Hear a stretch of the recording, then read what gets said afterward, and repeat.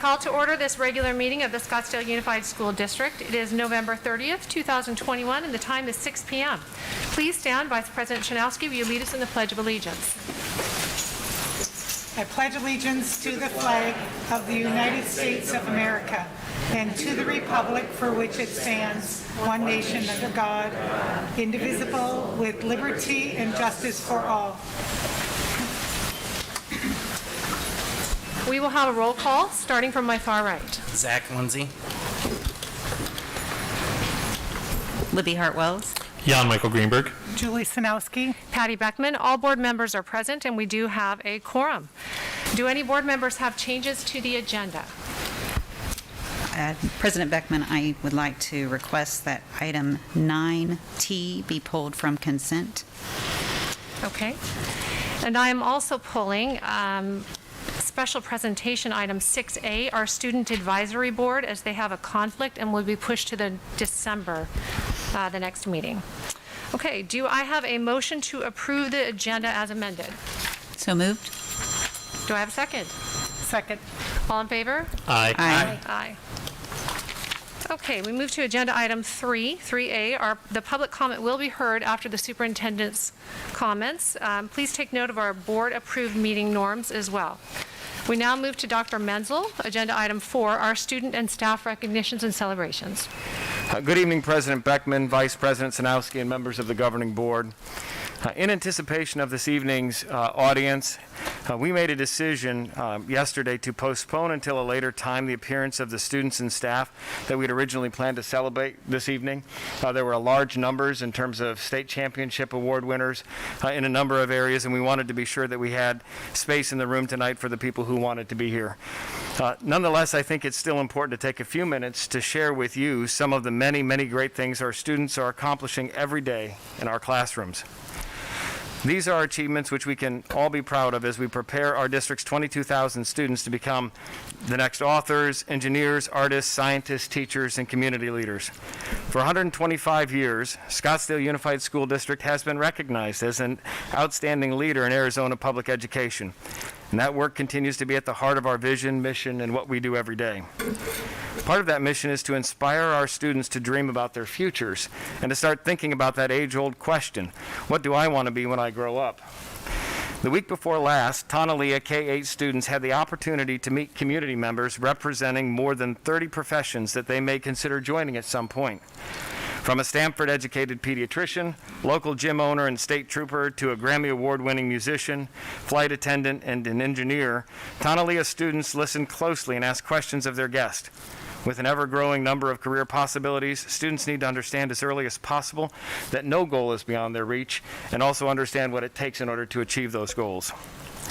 Next, we'd like to congratulate two members of the graduating class of 2022, Zachary Ostrowski from Chaparral High School and Yehu Srivastava from Desert Mountain High School, who are among Arizona's 80 highest achieving seniors to be named semifinalists in the Flynn Scholarship Program.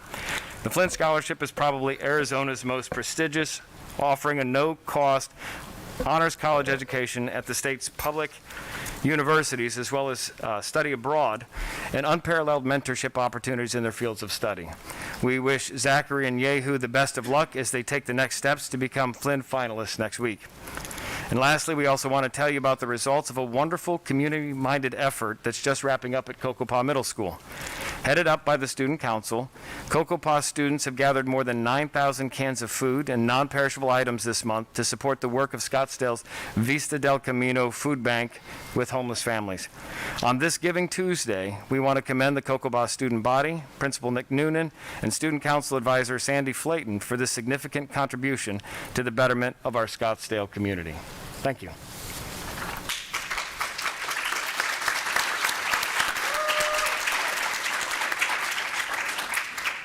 Thank you, Dr. Menzel. Now we move to your superintendent comments. Thank you again for the opportunity. Just to make a few comments this evening, as I know we have a full agenda. The first thing I would like to address is our COVID mitigation update. As you know, back in early November, we announced to our community that beginning in January, we would return to a mask optional policy. There are people who have asked questions about that decision, and I just wanted to reiterate that in compliance with the governing board directive last August, I've consulted with the Maricopa County Department of Public Health related to our next steps in COVID mitigation. And in particular, we talked about the impact of our students having the opportunity, all students having the opportunity to be vaccinated, and following the 5 weeks of time it takes from the initial shot to being fully vaccinated.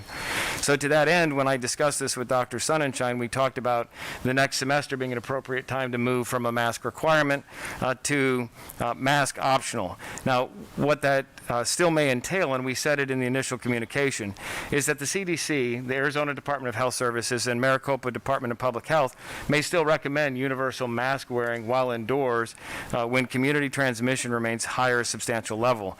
We said at that time, and we'll continue to monitor the situation, should that be the case, we'll also recommend the same. But the choice regarding this and the risk calculation shifts from the school district when up until this point in time we had an entire body of students that had no choice about vaccination status to now individual families and students are making their own choices. I've also been asked about, well, what happens with quarantines if masks become optional? This is an ongoing topic of conversation with people at the county level and also with my colleagues in the North Valley Education Consortium. The health department is looking at adjustments to their quarantine policy. They recognize that many students who are healthy have been quarantined from school, and that has a negative educational impact. So they're looking intently at different ways of approaching this to accomplish their goal of reducing the spread of COVID. We're looking at it from an educational perspective in terms of how we can keep healthy students in class, because that's where it's most appropriate for them to learn.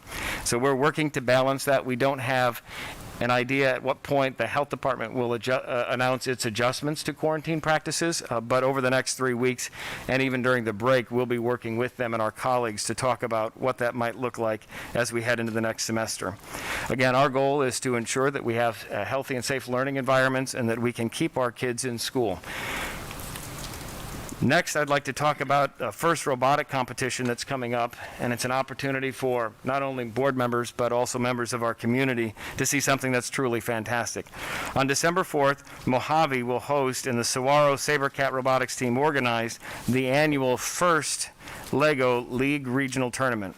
From 9 a.m. on, you can witness students having the hardest fun you'll ever have. Teams from many SUSD schools will gather to work together and compete for a spot in the state tournament. The public is welcome to attend this exciting demonstration of STEM and gracious professionalism and teamwork. The location will be in the Mojave Gymnasium from 9 a.m. until the final awards ceremony, estimated to be around 4 p.m. And while it might be fun to be there all day, you don't have to attend all day. You can pop in and observe as your schedule permits. Finally, I just want to talk about our students' first commitment. The past few weeks have presented new challenges for Scottsdale Unified School District. From the time I started on July 1st of 2020, we've been dealing with the COVID pandemic, something none of us wanted to deal with, but we're still under the governor's emergency order as a result of that, and it's something that we can't ignore. At the same time, as my staff will attest, written on the whiteboard in my office are two guiding questions. How are the children, and how do we know? My focus has been, is, and always will be the students of Scottsdale Unified School District. Currently, there are significant distractions from this core purpose, disruptions that I believe are a disservice to our students and the nearly 3,000 employees of this district who work tirelessly to ensure our students are provided the support and resources necessary to be successful. The pandemic has impacted our students and families in different ways, and we continue to work on identifying strategies to ensure we can accelerate learning for those who are off track. The elevated vitriol and name-calling that I've seen on social media, to me, is an embarrassment to this district. We don't allow it in our schools, and the adults are supposed to be role models for our children. It is imperative to create space for civil discourse and allow for differences of opinion to emerge so that we can take steps to move our district forward together. As superintendent, I will continue to focus relentlessly on our vision and mission and invite anyone who shares our belief that SUSD can be world-class to join me in that effort. It is and always has been about our students.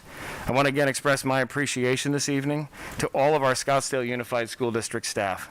Day in and day out, they show up in service of our children. They do it no matter what the noise around them is. They do it because they care, and I truly am grateful for their service. Thank you.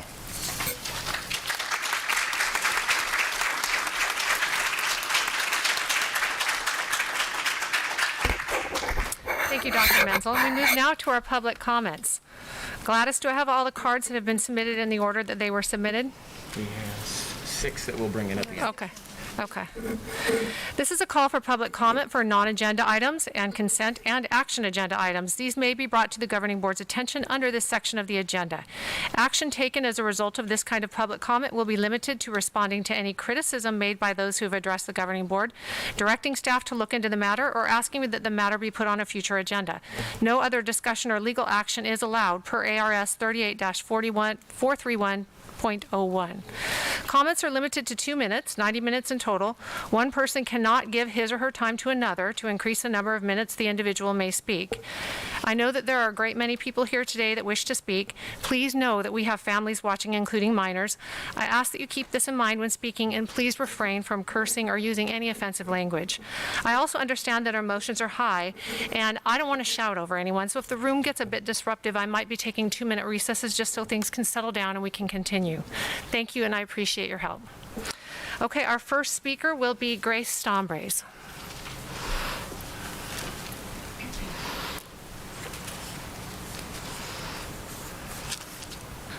I'm a member of the Scottsdale Unified School District community in support of my district.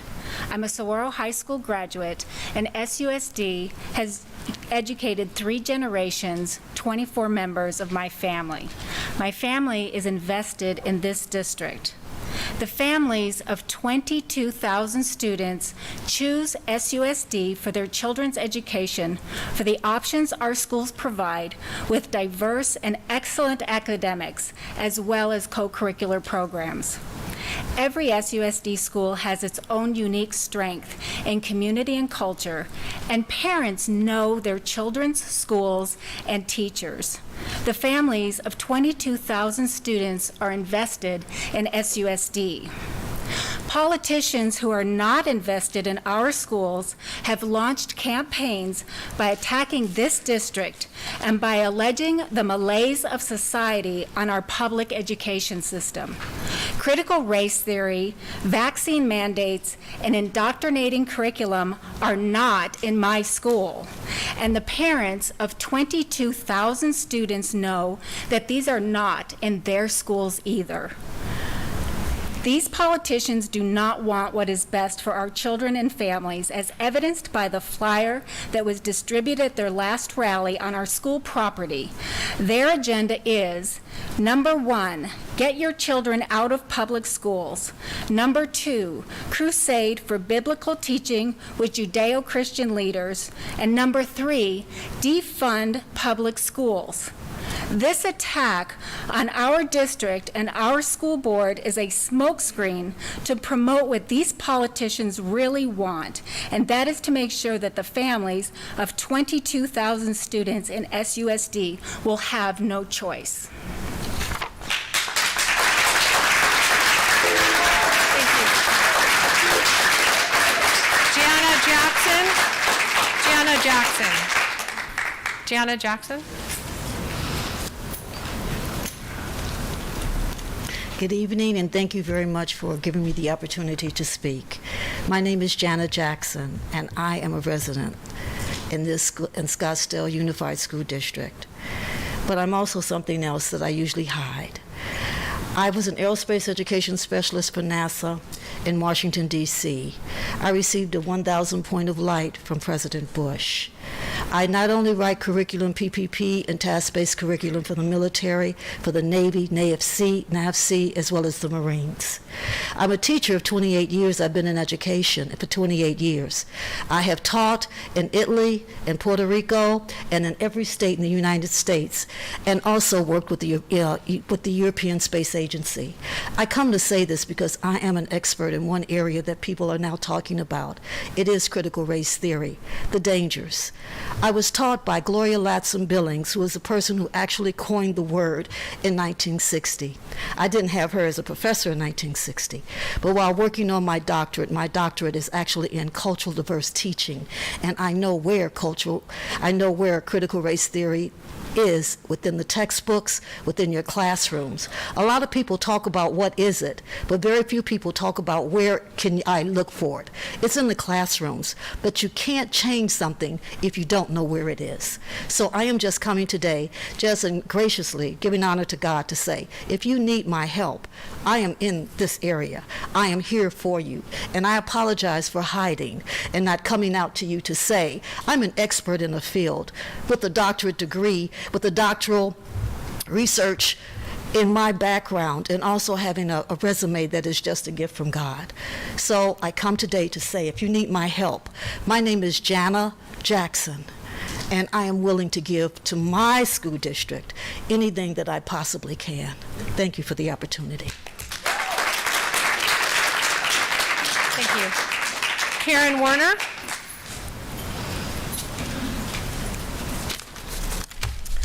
Good evening.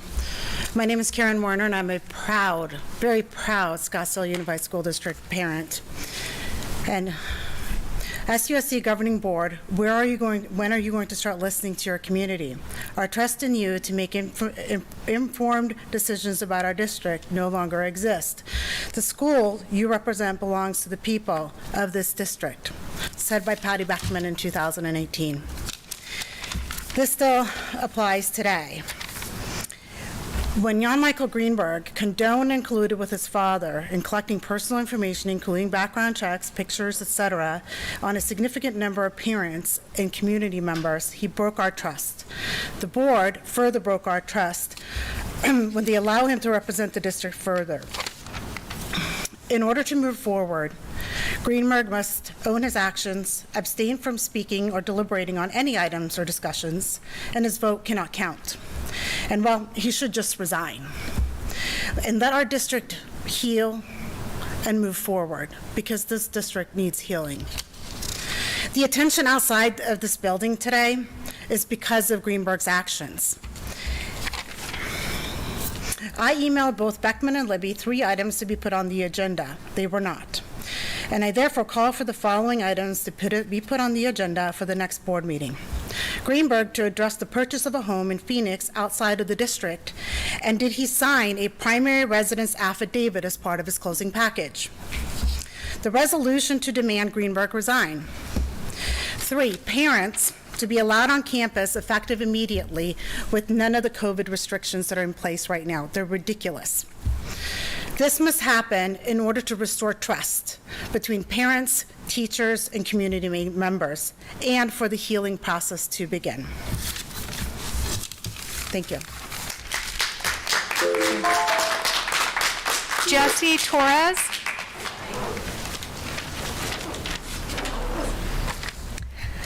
So standing up to speak to you guys tonight was an extremely difficult decision for me, because I have honestly never felt as scared for my personal safety and my professional safety here in Scottsdale. I've been teaching here for 7 years, and just really quickly, I would like to say I despite what our thoughts are and what's going on right now with the board, I do very much appreciate you guys and the work that you guys have done, and this is one of the first years in Scottsdale that I have felt supported by the board and the superintendent, so thank you. So recently I've seen very real examples, as mentioned before, of targeted information collection coming from members of our community, where they're screenshotting where parents work, they're looking up social media. I'm afraid the same thing is going to happen to me just by speaking tonight. And this vitriol just has to end. It is detracting from the students, which is what we are all here for. These are parents that are being targeted who volunteer in our district. These are parents and board members who work for us tirelessly, and they're being smeared online, and that is just absolutely unacceptable.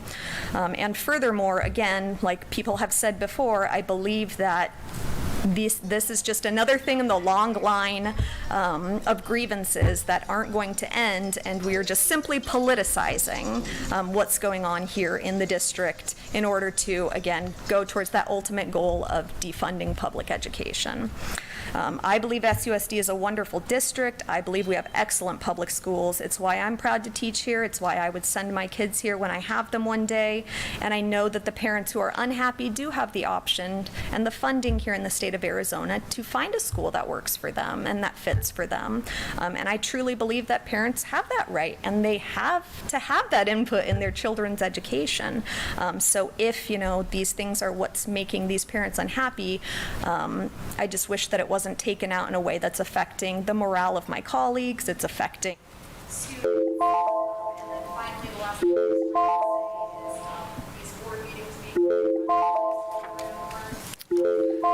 Okay.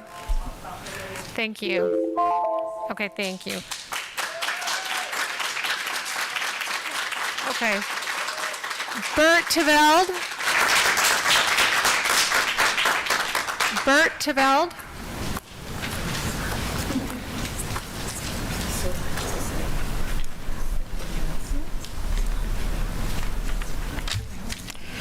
Good evening.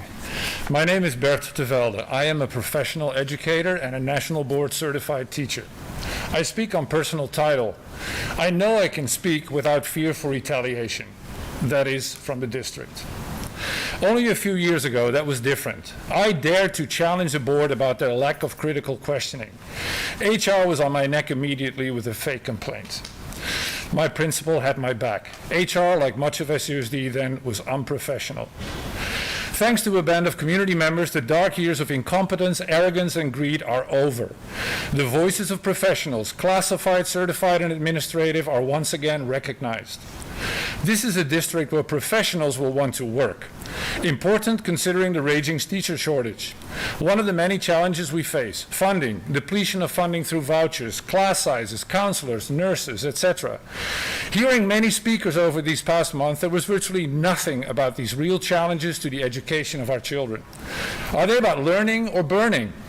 First it was masks, then it was books and curriculum. What's next? Our schools?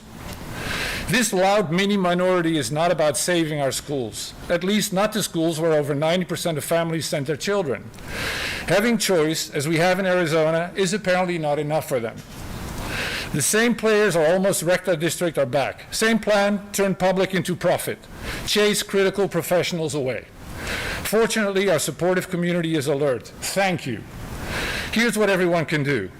Get involved in your schools. Sign up to be a substitute, tutor, volunteer. Truly get to know your community schools.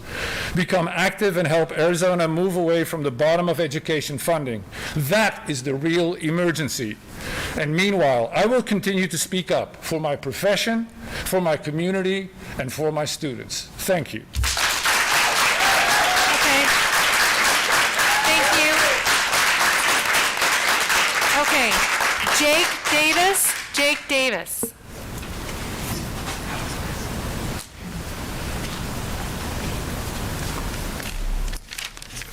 Hello, my name is Jake Davis. I'm a lifelong student, parent of Scottsdale Unified School District. Jan Michael Greenberg is currently being investigated by the Scottsdale Police Department for behaviors including and not limited to cyberstalking. The Scottsdale Unified School District anti-bullying pamphlet reads as follows: cyberbullying is, but not limited to, any act of bullying committed by use of electronic technology or electronic communication devices, including telephone devices, social networking, and other internet communications on school computers, networks, forums, mailing lists, or other district-owned property, and by the means of the individual's personal electronic media and equipment. Harassment is an intentional behavior by a student or a group of students that is disturbing or threatening to another student or a group of students. Let's see here. That kind of behavior characterizes harassment included, but are not limited to, stalking, hazing, social exclusion, name-calling, unwanted physical contact, and unwelcome verbal or written comments. photographs, and graphics. Harassment may be related, but not limited to, race, religious, orientation, sexual preference, cultural background. I can go on and on. Intimidation is intentional behavior by a student or group of students that places other students in a fear of harm or personal property. Intimidation can be manifested emotionally, physically, directly, or indirectly by the use of social media. At what point are we not going to acknowledge what you're doing? You beat me up in court yesterday. Good for you. You met me with a team of lawyers for a restraining order. You should feel very proud of yourself. You really should. That's all I really have to say. I just hope that everybody does what's right by the students. I am not an anti-masker. I'm not anti-anything. I'm pro-teachers. I have family members that are teachers. I have children that attend the school, and I want them to do it safely. Thank you for your time.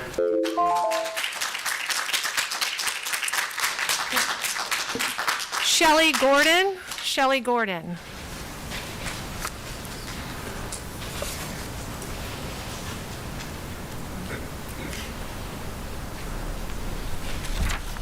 I want to talk about teachers in Scottsdale Unified School District having the freedom to teach truthful history, not nostalgia history. Yes, the Brown versus Board of Education paved the way for the civil rights movement, which led to the awakening of white Southern racists who saw the evil of their ways and reformed, and that ended racism. This is a false narrative that omits the long and complex struggle of freedom by Black Americans, since they were first forced into free labor with their bodies sold, mortgaged, traded, physically tortured, and sexually violated for 250 years. And that legacy of slavery continues today. But parents and outside agitators, plus our state legislature, want to perpetuate these false narratives and take over school curricula. They are simply trying to distract us from their own racism. Everything else, like protecting kids from feelings of guilt and shame, is a smokescreen. And by the way, all children, not just children of color, are hungry for truthful history. They are much more likely to engage and achieve academically when they're taught the truth, as opposed to being taught the whitewashed, sanitized, curated version of history we've been feeding them all these years. Grappling with hard history develops students' minds, their critical thinking skills, their social, emotional learning skills, their empathy and compassion, and their aspiration to create a more just future. Here's a quote from a white student in St. Louis. "The way schools teach history, establishing America as a white man's land where only one group of people is responsible for its success, leads to hate and superiority complexes. Action needs to be taken against teaching youth that the largest role of Black Americans in our history was slave. Such false teachings have shadowed Black people's contributions to America and have fed unhealthy stereotypes. Truthful history gives voice to students of color whose ancestors are largely left out of the U.S. story. By not teaching truthful history, we will continue to see white supremacy dominate our politics, our education."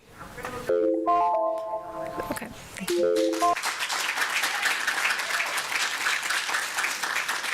Rob Balls.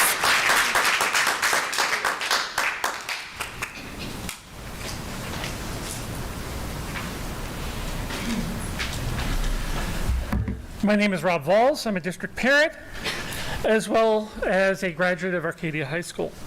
I wanted to take a moment to praise Amy Cardella and her work with Scottsdale Parent Council through turbulent times.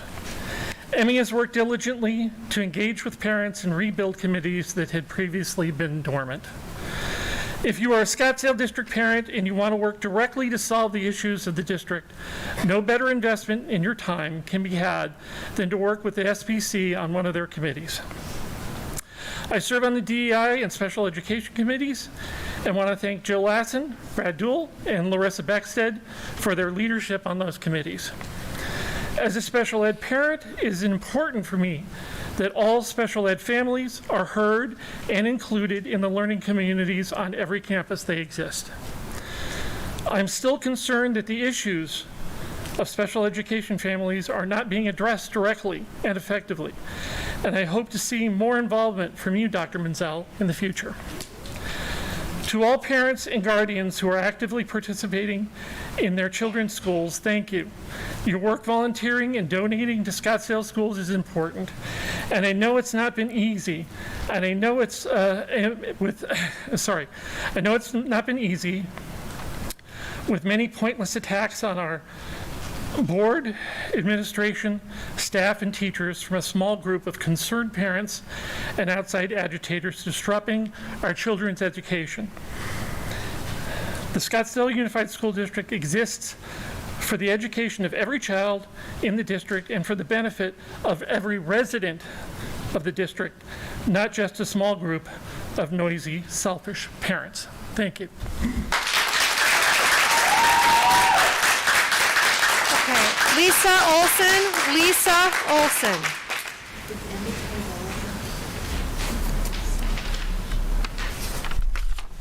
I'm Lisa Olson, here as a mother of 5 and a retired educator. Students want to be respected, honored, heard, valued, and most of all, seen. An American student whose history is not taught in the schools understands clearly that they are not being respected, honored, heard, valued, and most of all, seen. It's as though they are invisible. Hundreds of years of this type of education has caused tremendous harm to our nation. It perpetuates bigotry because it values one population group above all others through a process that we call omission. I'm asking this school board to ignore the loud voices that are seeking to advance a Eurocentric, mythological, sanitized version of our history and instead do what you know is right, to listen to the expert educators and students who are demanding that the truth be taught in our classrooms. Multiple voices and perspectives offer a broader view of our nation's history, and it's time that they were all brought to the forefront. Who hasn't learned about the Mayflower of 1620 or the Nina, the Pinta, the Santa Maria of 1492? Why don't we know then about the White Lion that landed at Point Comfort in 1619? Students should be learning about amazing contributors to the U.S. that have been left out of traditional textbooks. I'm thinking right now of James Baldwin. I'm thinking of Dr. Charles Drew, Fannie Lou Hamer, Granville T. Woods, Audre Lorde, Katherine Johnson, Sequoia Tecumseh, Red Cloud, Herman Badillo, and Anthony Romero, and many more. How many people in the U.S. were shocked when they recently learned about the Tulsa Massacre? It should have been taught in schools. That massacre, along with many others, should also be taught. To knowingly perpetuate the teaching of myths is to practice education malfeasance, and our students deserve better. I thank you for hearing my comments and for your selfless service on this government.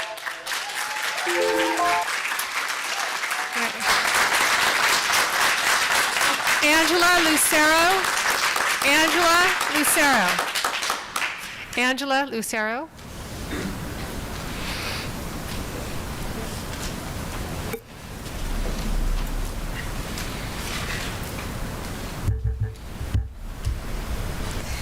Good evening, President Beckham, governing board members, Dr. Menzel, and cabinet. Thank you for being here this evening. I am here tonight to talk to you about the restructure in the CHS complex.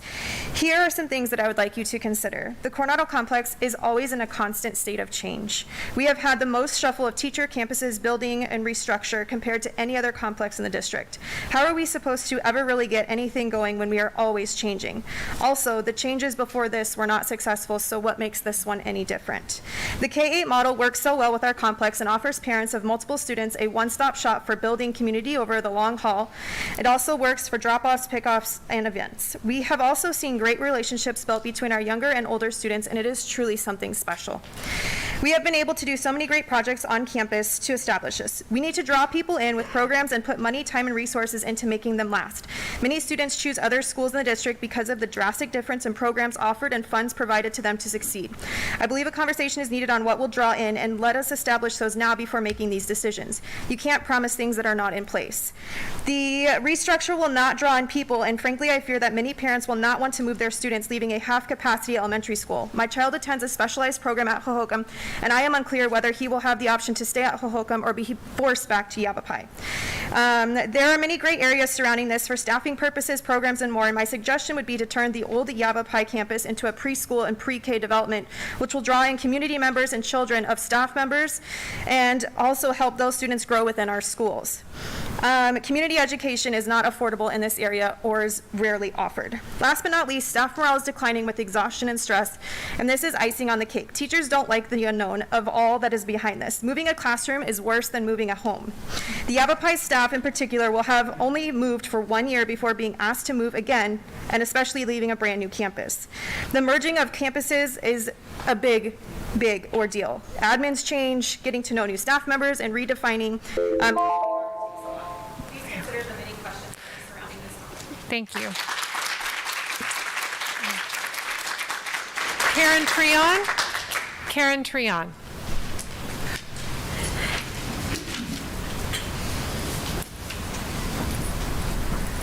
Good evening.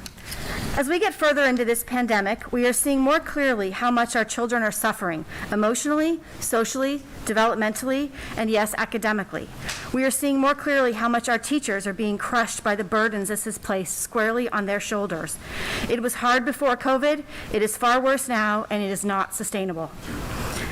But here we are at a critical board meeting right before we start the 5th semester of pandemic-impacted school, and everything is a distraction. I do not need to go into the allegations against Board Member Greenberg and his father. Those have been documented in the press, and the Greenbergs will have to address these issues on multiple fronts. This is for the Greenbergs to handle, not this board.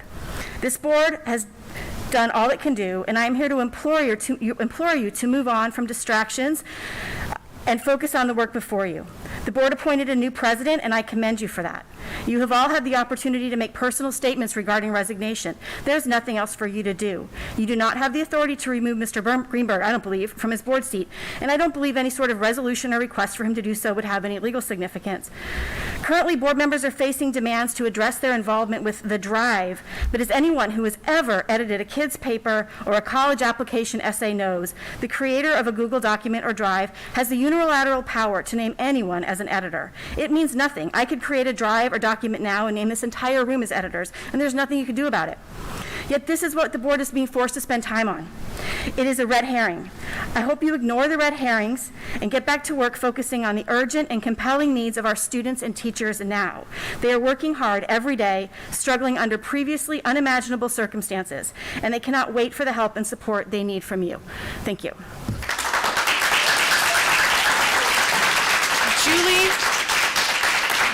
Julie Swords.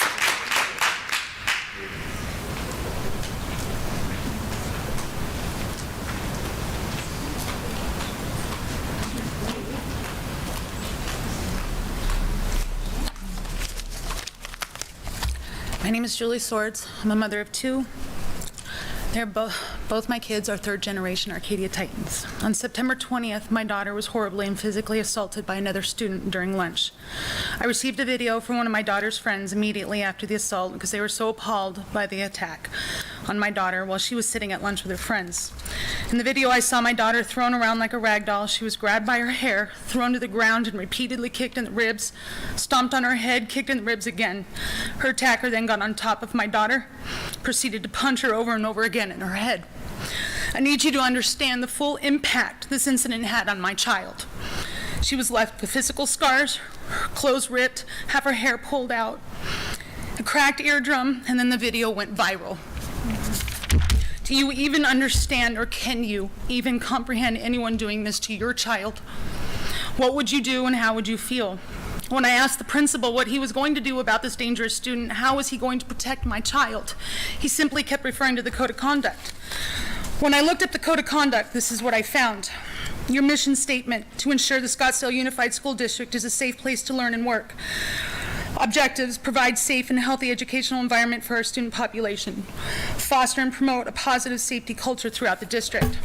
Page 25, Article B, accordingly, students are prohibited from engaging in behavior that endangers or threatens the safety of any person. Page 24, policies expressly prohibit behavior on district property that will damage the dignity, self-esteem, integrity, and safety and or disrupt the educational process of any individual.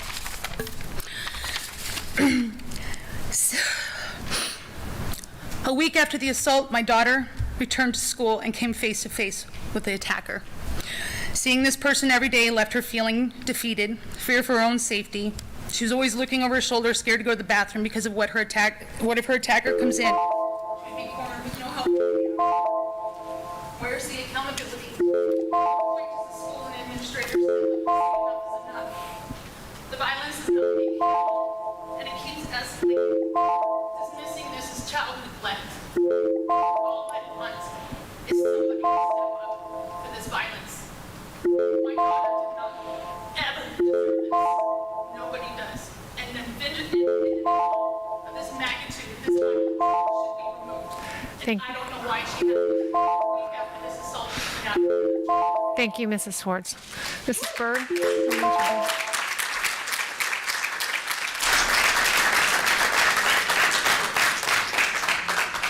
Becky Williams?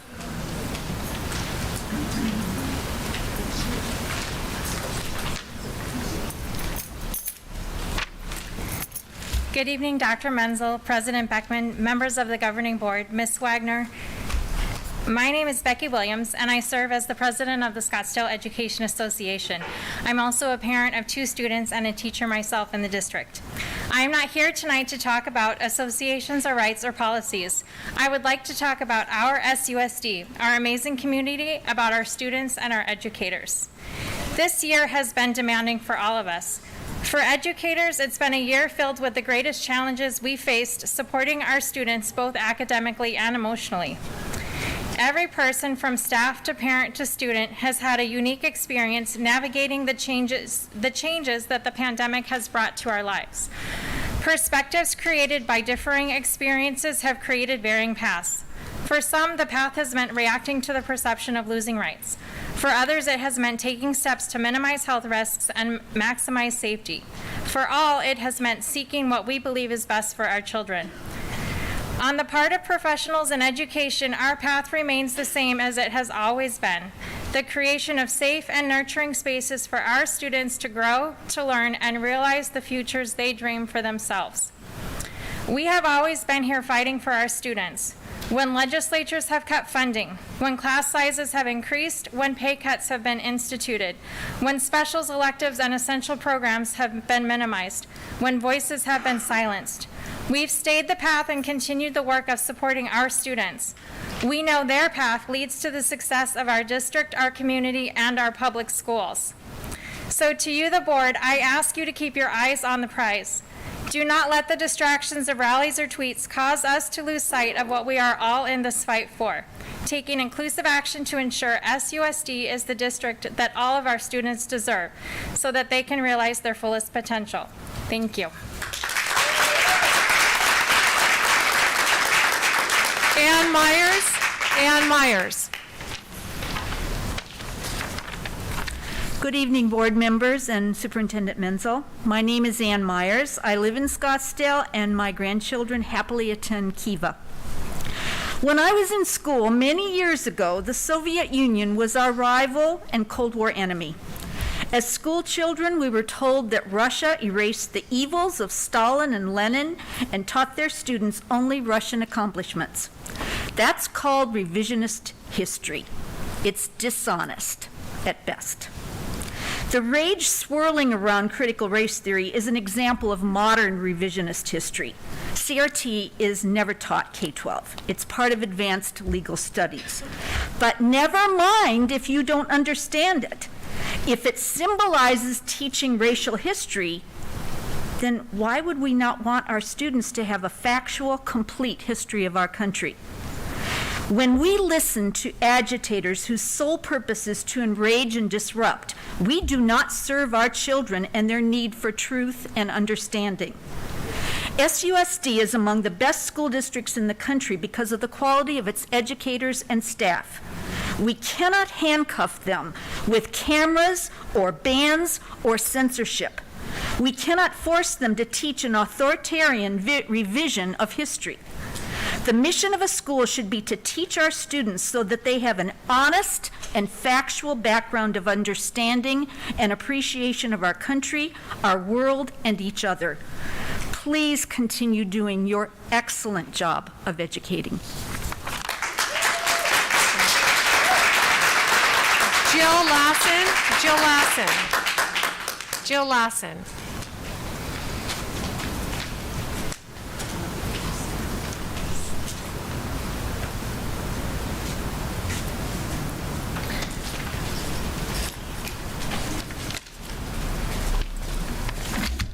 Hi. Good evening, President Beckman, Dr. Menzel, Mrs. Wagner, and the rest of the board who I love so much. I am going to run out of time because I have to acknowledge that Dr. Menzel acknowledged everything that's going on regarding social media. It's about time, and I appreciate it.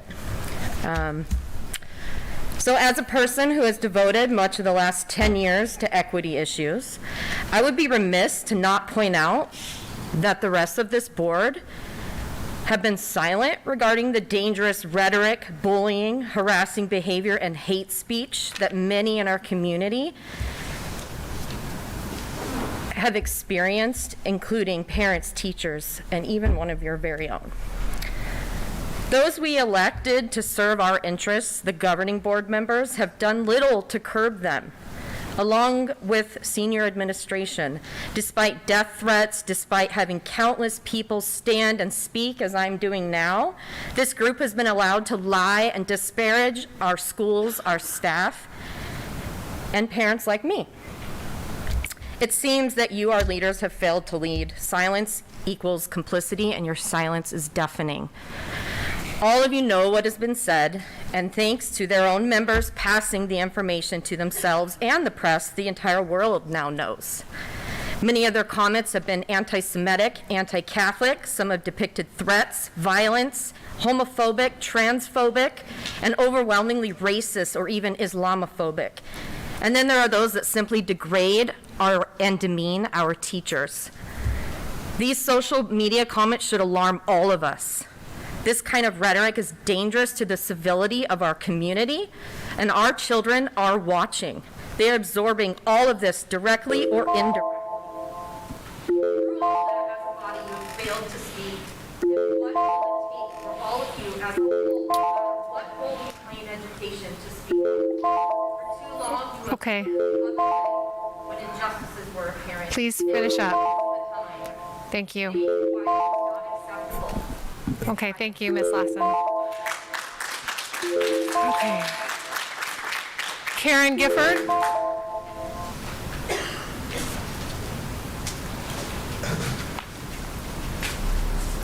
Good evening, President Beckman, members of the governing board, Dr. Menzel, cabinet and guests. My name is Karen Gifford. My child goes to Mojave. Mojave Middle School is an exceptional place for students with a community feel. Am I allowed to take the mask off to talk or not? Can I? When she speaks. Are you allowed to take You the can mask remove off it when to you talk? speak. Okay, thank you. Mojave Middle School is an exceptional place for students with a community feel that involves families. Administrators, teachers, and staff work very hard to maintain the positive climate they have created.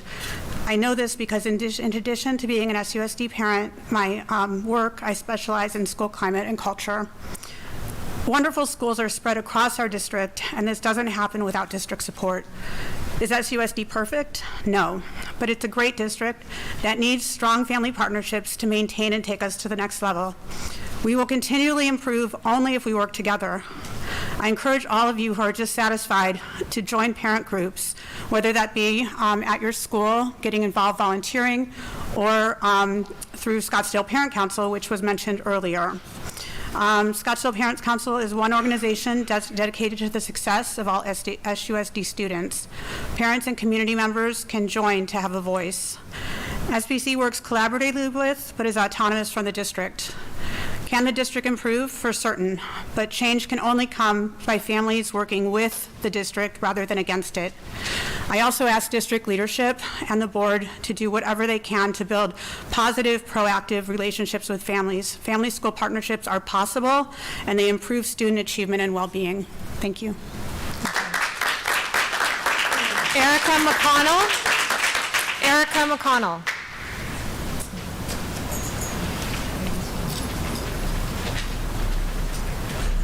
Hi, thank you for the opportunity for comments tonight. I'm here to express my support for our teachers.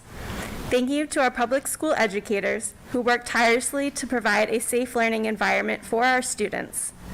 There is a lot of talk and a lot of noise, and I hope the teachers can see past the noise and know that there are many parents in this district who appreciate them. We as parents have the choice to send our children to SUSD. In making that choice, we choose you. We choose to support you, and there are many parents who believe in you and who appreciate you. Please do not let the campaigning outside these doors sway you from the important role that you have educating our children.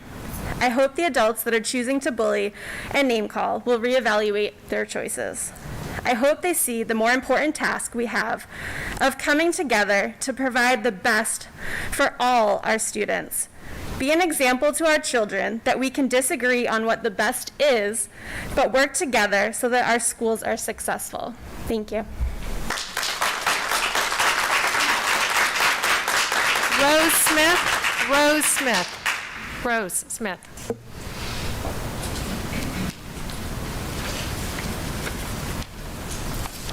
Thank you. I'm here to express gratitude and respect to our school leaders, teachers, and staff for continuing to support our students during this difficult time. Students are top priority, and you've honored that despite rude behavior directed at many of you and SUSD. We expect school board members to check their politics at the door and serve the best interests of all SUSD students. We also expect that we, as voters, have the right to fairly elect board members through democratic elections. Currently, all 5 of our board members have been targeted for recall, with threats to health, safety, and humiliation. Let's be frank, this pushes to intimidate board members into resigning, and it's been going on all year. It's an attempt to fill their vacated seats with political appointees who are not elected by the voters. Because I champion positive demonstration for those who support our children's education, I got to experience just a sample of the harassment. Like me, other private citizens were targeted for intimidation and cyberbullying on public social media forums. Based on my experience, I would call their tactics fabrication, manipulation, and disinformation. The loud vocal minority is not most parents of SUSD. Arizona is an open enroll state. The door is open and it swings both ways. Our families choose SUSD. To those seeking to burn down our district, please take your pamphlets about defunding public schools, abolishing the Department of Education, and Marxist teachers with you when you leave. Allow our district teachers and staff to get back to the work of educating students instead of responding to disrespect, mudslinging, and nonstop attacks. Thank you again, SUSD community. We are public school proud. Susan Hughes, Susan Hughes, Susan Hughes, Susan Hughes.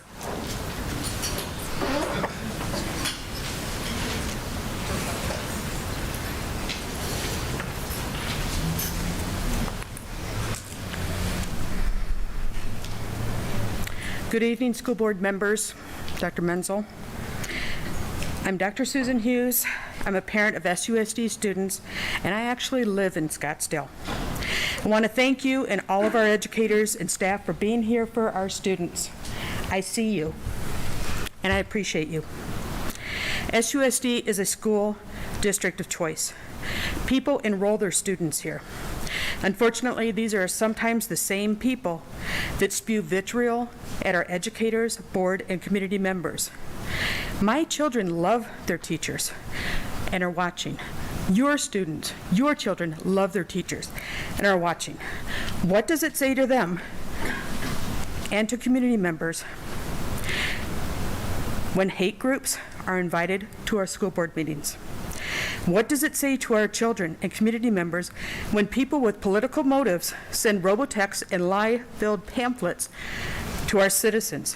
1980 Action is 1980 Coalition, which is a nonprofit by the consultant to the aspiring governor that is being used to destroy public education. Many community members and parents did not feel safe coming here tonight because of online harassment and threats. There's outright bullying and, yes, anti-Semitic attacks to board members. But also too many of our black and brown students and LGBTQ students do not feel safe. That has been addressed by the recent Hanover study that showed that up to 10% of our students that answered that did not feel safe from racism or bullying on a daily basis. We have issues. If our children are old enough to experience racism, then our children are also old enough to to learn how to not discriminate and be racist. That is not CRT, but being a decent individual. Victoria, Canada.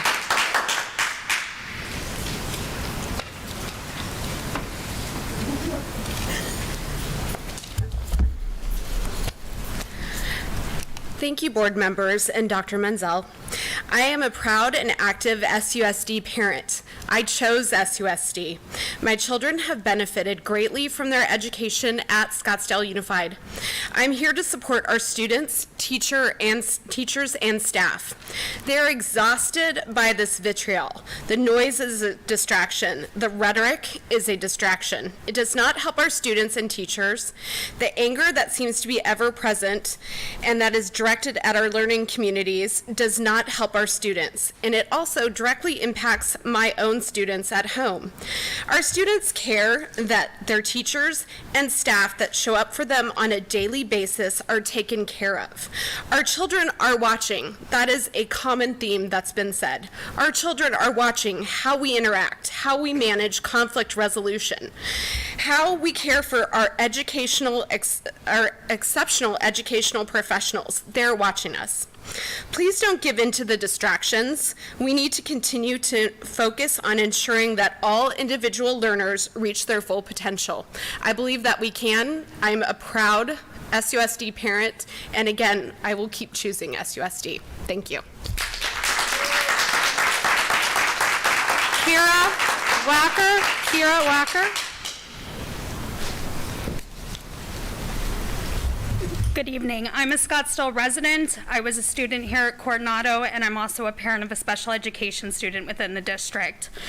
My student has primary immune deficiency disorder and has to wear a mask and be surrounded with people with masks. While I understand that we are going mask optional, that makes my student not be able to attend the classroom. To be offered by the school district 2 hours a week of a homeschool program does not meet her IEP needs. To not make accommodations to protect her is not appropriate. What makes any other parent student more, valuable than my kid? Why does their kid not wanting to wear a mask make it to my child cannot go to school?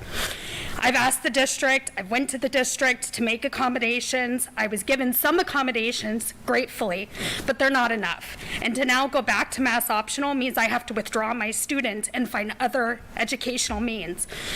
As you all know, with special educational needs in a self-contained classroom, online schooling is not appropriate. We lost a year last year with her education. To now have to try to find a way to educate my daughter just because somebody doesn't want to wear a mask, personally is not okay with me. My daughter is just as valuable as their kid. My daughter deserves an education just as much as theirs. My daughter's teacher is an amazing person who has made every accommodation in the world to protect my daughter, but the school district and the board need to step up. I need them to give me more than 2 hours a week of a homeschool program. My daughter deserves more. Her IEP calls for more. I've taken notes from her physicians to be constantly ignored and told that this is the best they can do. It's not enough. I demand more. Kone, I'll say this wrong. Huzar? Sorry. Kone Weezar. Thank you for having me tonight. Again, my name is Kone Weezar, and I am a parent of 2 Desert Mountain High School students and a Desert Mountain 2020 graduate. Well, kind of. Graduation was canceled. I have served on the PTO boards for Anasazi, Cheyenne, for Chaparral High School. I also chaired project graduation for Desert Mountain High School. For Chaparral High School. Over the past 10 years, I have helped raise over $100,000 for Scottsdale Unified School District. I know what it's like to volunteer my time for free. I also now know what it's like to be named a psycho or a wacko under a Greenberg file. I don't deserve that. When a stabbing occurs in one of the middle schools under your leadership, you are unfocused, board. When a special needs girl experiences sexual abuse under your leadership, you are unfocused. When you are failing the mission you signed up to serve for free, you are unfocused. The work of this board is very important, and the scope of the work of this board must be funneled through the mission. The mission of Scottsdale Unified School District is to deliver a world-class education promoting the highest level of academic achievement. The mission outlines who you signed up to serve and what you are supposed to accomplish. Your mission is to deliver high-quality academics, period. You need to focus. I'm sorry to inform you today that you are not fulfilling the mission of SUSD of being academically, globally competitive. The low proficiency rates, coupled with the fact that we are 4 years behind every global leader in math, this does not align with the mission of being globally competitive, the mission that you volunteered to fulfill. If this board continues ignoring parents, ignoring the mission of SUSD, parents, we do, it is probably time to walk away. Thank you. Thank you. Trish Olson. Trish Olson.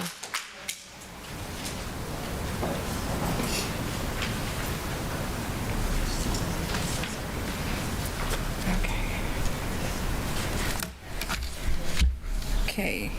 My name's Trish Olson. I'm the proud parent of 3 SUSD students, and I'm an SUSD alumni myself. Finding out that there was a Google Drive that contained hundreds of files on concerned parents from this community was an absolute gut punch. Finding out it was created and curated by Mr. Greenberg was a slap in the face. The contents of this drive are disturbing. Photos of community members' homes, their vehicles, employment information on parents, financial information, photos of people's children. Children in this district saved on that drive. Why exactly was this information being gathered? Why would a private investigator be hired through a law firm to take photos of our license plates? Why would a grown man in your position on the school board collect files and information on parents? And looking at the contents of the drive, I realized there was a theme. All of us parents are outspoken and willing to advocate for our children and the children of this district. That's it. We spoke up, we showed up, we asked questions. How did we get here?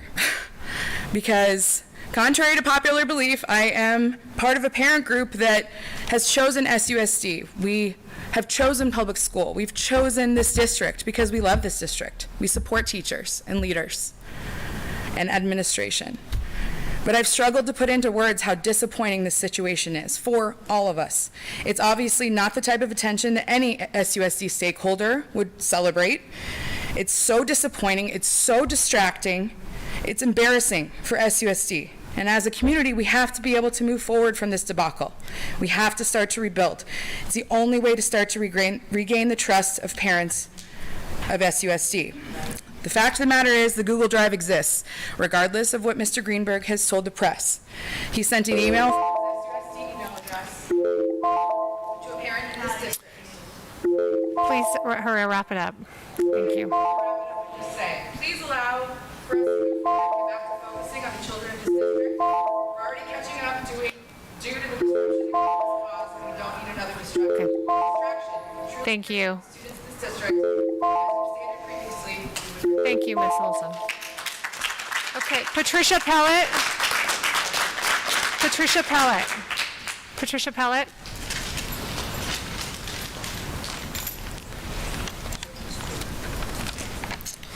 Good evening. Dr. Menzel, your Twitter account profile says you're committed to social justice. Sounds warm and fuzzy to those who do not know the modern meaning. It represents hate and racism. Investopedia defines it as favoring or punishing different groups regardless of any given individual choices or actions. It means redistribution of wealth, income, and economic opportunities from those considered to be oppressors, like myself, as I'm white. It's often associated with socialism and revolutionary communism. This is why SUSD is okay with curriculum in our schools painting whites, rich and cops as bad people. A lady told me today, she's from Illinois, and already experienced what Arizona schools are experiencing now. She told her friends, Scottsdale's parents better watch out, when she saw SUSD elected a new superintendent from Ann Arbor, Michigan. By the way, how did you overspend our budget by, I believe, 17%? Oh, you said you had no idea education had a spending limit. What doesn't have a spending limit? Maybe we need to focus more on academics and not social emotional learning. You need to go. On Michael Greenberg, you, your father Mark, Dr. Menzel, Julie, and Zach all possibly are tied to the dossier files on us parents. I had a background check ran on myself. Hard to believe, except I ran into a few wonderful people who have told me how your dad Mark has tried to financially destroy them. And they told me better watch out. You have no clue who you're dealing with. Please wrap up. Thank you. Okay, Sarah Solom.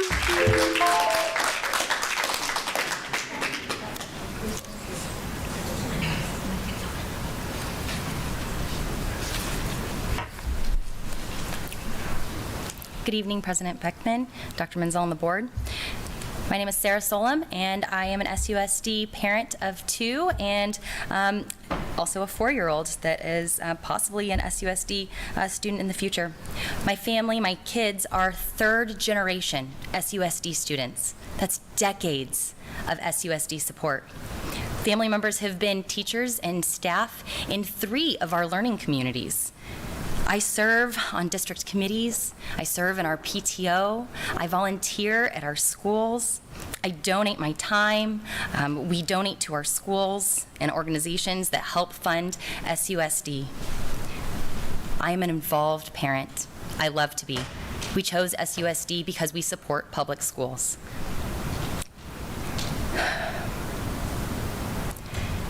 We want SUSD to excel and be successful. Our kids go here. That's of course what we want. You serve because you also want that, or at least we hope so. You're here because you're on the board to make policies for all SUSD students and staff. Everything from the COVID policies to curriculum to budget. But what about the policies that are supposed to govern you? Policy BCA says that there are board member ethics. And I'm going to read a little bit from those ethics. I hope that you'll either think about these or look to one another and think about this. You're supposed to set a positive example of good citizenship by scrupulously observing the letter of the law and spirit of the laws, rules, and regulations. Maintain a deep sense of social responsibility as a trusted public servant. Be dedicated to the highest ideals of honor, ethics, and integrity in all public and personal relationships. Shall conduct themselves as to maintain public confidence in the governance of the district and performance of public trust. Respectability. Shall safeguard public confidence.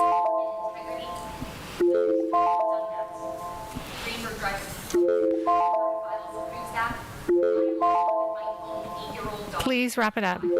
Thank you. Thank you.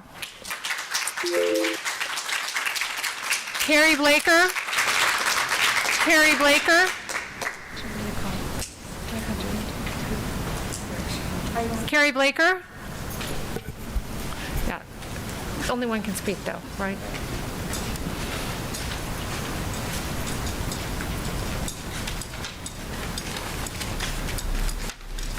I know, Carrie, I know both of you are listed on the comment card, but only one can speak. Okay, I'm going to let her then. Okay. Good evening, Governing Board President Beckman, Vice President Shinowski, Governing Board members, Dr. Menzel and Gladys. My name is Julie Gildersleeve, proud parent of 2 SUSD graduates and the Library Resource Specialist at Pueblo, which is a classified position in SUSD. Viva Pueblo. As a member of Scottsdale Support Professionals Association, I have been empowered to have a voice, engage more in the overall process of my job, as well as have the privilege of serving on various SUSD committees.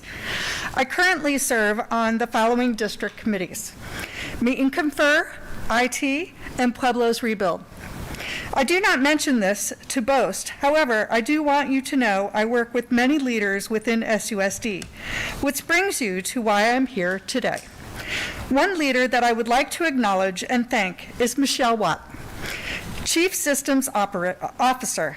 She is new to SUSD and has taken on the job of keeping us all online. As a LRS, our job is to serve students with one-to-one devices as we are the front line of IT on our various campuses. She took it upon herself to request a meeting with the LRSs through Gail Oper and joined our meeting this past early release day. Michelle wanted to learn what we do and to let us know we matter to the overall operations. She asked to be there. She took time out of her day to listen and request feedback on how she can support us in doing our job. Michelle let us know she is available to connect if needed in the future. Many questions arose as a result of the meeting. Representing the LRS job family, I reached out to her for clarification and a solution-based conversation.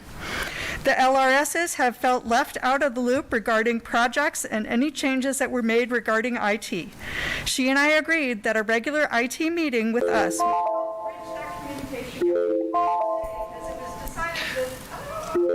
Please wrap it up. Thank you. Okay, thank you very much. Okay. Laura Wiesoff.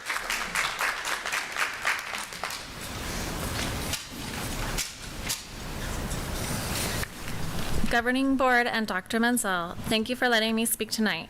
My students are third-generation SUSD students as well. I am here as a parent to brag about the outstanding teachers we have had at our neighborhood school. I will begin with Miss Bauer in kindergarten, who had problem-solving discussions with the class about things like how we can help the animals in the devastating Australian wildfires, while also having the more simple discussions about what happened at recess.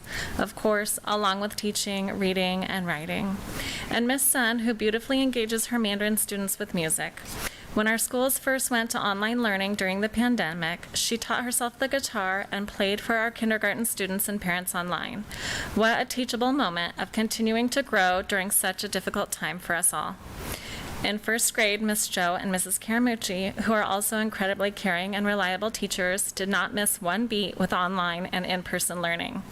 They taught an incredibly challenging interwoven curriculum, including an insect unit at school, complete with classroom insect pets, a 7-page report on their chosen insect written in school in first grade, a model made at home, and the world language complement of reading and writing the Hungry Caterpillar story in Mandarin. That brings us to second grade with a nationally certified teacher, Mr. Robinson, who, like other teachers, is constantly going above and beyond, recommending speech therapy for a student the first day of school, regularly communicating to the parents of students having difficulty at school, and excitedly emailing me when my child doubled her reading speed in 1 quarter in his class. He is excited about every student, and we see it. All the while creating a warm environment with things we remember from our school days, like reading Charlotte's Web aloud in class. I haven't even touched on the amazing work our preschool and pre-K teachers do, working on reading math and science basics while teaching social emotional skills, gardening, yoga, and more. Our schools aren't just places for learning reading, writing, and arithmetic. They're places for learning to speak in other. Thank you. Jenna Brandy. Jenna Brandy. Jenna Brandy.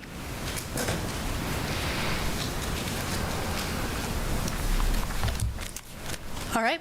Good evening, everyone. As stated, my name is Jenna LaBrandy.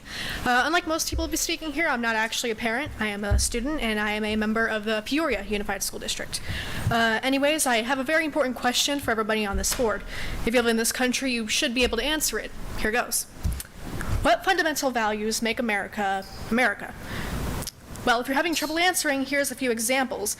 For one, that every individual has the right to life, liberty, and the pursuit of happiness. Here's another, that every American citizen gets to participate in our constitutional republic. But there's one more that I haven't said yet, which you can look no further than to Thomas Jefferson for. The principle that all men are created equal. What does this mean? It means that every American citizen is treated equally and fairly, with no advantages or disadvantages being given to somebody as a result of something that they cannot change about themselves. This is a principle that is crucial to our nation, especially following the civil rights movements of the 1960s, and before that, the Civil War. So then I've covered that, and I hope you'll understand what it means. I ask you one final question. If the principle that all men are created equal is so fundamental to our nation, then why aren't you showing it? Critical race theory as a societal concept does the exact opposite of this. It labels black and white individuals as being privileged or underprivileged, oppressed to the oppressors, based on nothing but their skin colors. It places a label on them that is completely unjustified, and even worse, this is being taught to children. If you force the idea onto students that a percentage of their fellow classmates are oppressed, and the other classmates are oppressors, you will not end racism. You will start it. A whole new cycle of oppression and hate will begin, and will be nobody's fault but yours. Many parents speaking today come with a specific message, demanding that Hans Michael Greenberg resigns from his position as a board member.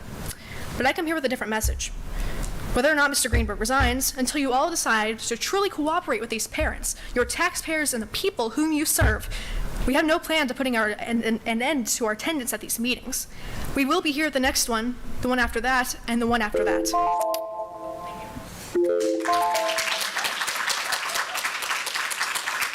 Andrea Keck.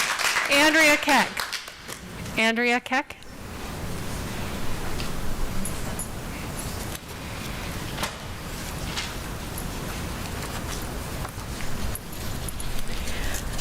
I'm Andrea Keck, candidate for Governing Board 2022.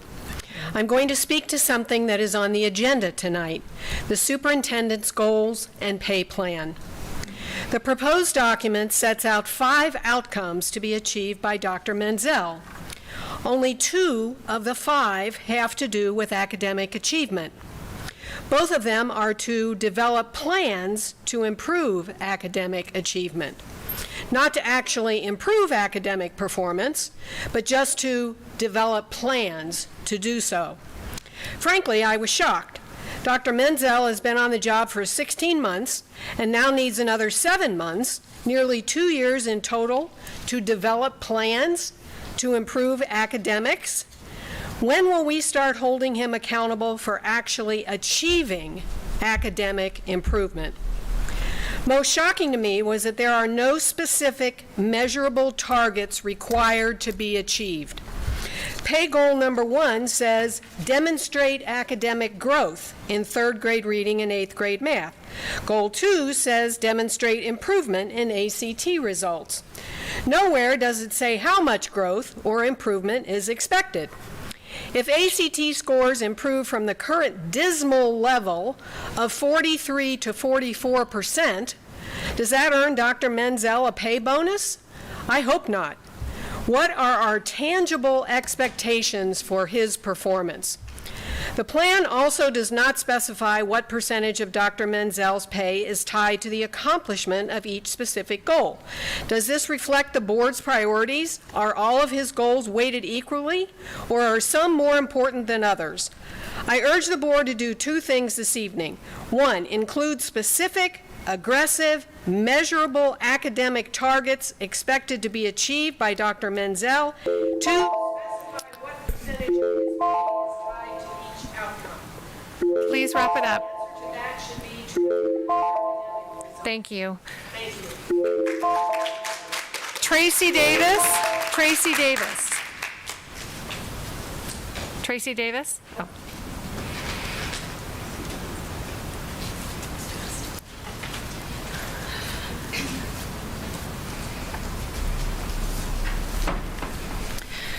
Good evening. Thank you for your time. I have been an SUSD parent and supporter for 17 years. I am also one of the targets of Jan Michael Greenberg's parent-student dossier simply because I dared to disagree with him. May I remind you how all of this started? It started with his laptop. Over the past 2 years, I had hoped that his political aims and agenda would not overshadow his commitment to SUSD. I was wrong. Of all the controversies over the years in SUSD, this one is the worst. At this point, however, the fault doesn't simply fall on Jan. I want to thank the 3 board members who rightly called for Jan's resignation last month. But Julie Cianowski and all the community leaders around Scottsdale who have made excuses, ignored facts, and refused to even ask Jan about the truth of all of it makes you culpable as well. Now on to JMG's next misdeed. Through public records, it has been discovered that Jan is no longer living at home with his parents, but purchased a home in Sunny Slope with his younger brother. Rather than doing the right thing and announcing this, he tried to cover it up from public view by declaring his tax mailing address to be in Scottsdale and remaining completely silent about his residency. I am certain that Jan and members of the community will once again deny the obvious fact that he is no longer a Scottsdale resident, therefore isn't even able to serve on the board. Even our district's council today ignored my request, ignored it, for an affidavit of residency. He needs to be asked, and it needs to be a matter of record. Who will hold this person accountable for all of the damage he is doing to our community? Mr. Greenberg, will you resign tonight, or will you continue to deny, deflect, and detract from the truth? Scottsdale Unified now more than ever needs better from leadership and citizens alike. This is not simply about COVID or one member's misconduct. This is about the future of our children getting back to education. With them, we are not going anywhere, and we are John Arnold? John, I'm not saying you're, oh, hi. Good evening. My name is John Arnold. I'm a 22-year resident of the great city of Scottsdale. I love the city, I love our teachers, the students, and everybody in the community. I, like many parents and community members, are disappointed by the actions of our school board president and immediately call for your resignation. You have brought national shame to our great city. He has betrayed the trust of the city. The parents betrayed the trust of the citizens, and his actions are simply unacceptable. Mr. Greenberg, I ask that you do the right thing. Eliminate distractions so that this school board community, our great teachers, our great students, can get back to the business of being a world-class educational system. You maintaining your position on this board distracts that. I call for your resignation immediately. Thank you all for your time. Lily Stanley. Lily Stanley.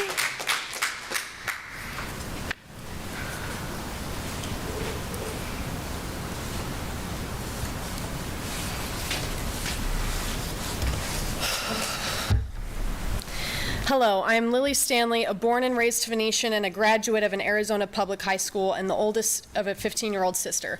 I am disgusted by the rampant, embarrassing, and shock-inducing incompetence that governs this school board. I'm genuinely curious, and anyone here is welcome to speak on his behalf because he's proven too cowardly to explain himself. In what world is an unmarried, childless 28-year-old man who lives with his parents and grandparents a natural fit to sit on a school board such as this? In what world is an individual who has proven to be so incompetent as to share a link to parents of a dossier full of names, addresses, divorce proceedings, vacation home records, social security numbers, professional license information, and photos of 8-year-olds allowed anywhere near a school? Sadly, my generation and my sisters knows too well the answer. In what world is someone like Michael Greenberg given such profound access to influence and power without a hint of accountability? The answer? The very world that psychopathic cultural Marxists like Jan Greenberg and his kind are allowed to create. Is this sick and twisted precedent one that you feel comfortable handing down to posterity for my sister and I? Clearly based on your cowardly refusal to resign from this board entirely, your answer is yes, Jan Michael. What about the rest of you? Are you comfortable with a world run by dossier compiling cowards like Jan Michael, or do you have the backbone to stand up for me and my sister or the thousands other boys and girls in this district? Sadly, I'm here to tell you what is bound to happen if you settle into the failures of sadistic complacency. You will see a mass exodus from public school systems, the likes of which this nation has never seen. Your power will be diminished and your influence will be gone.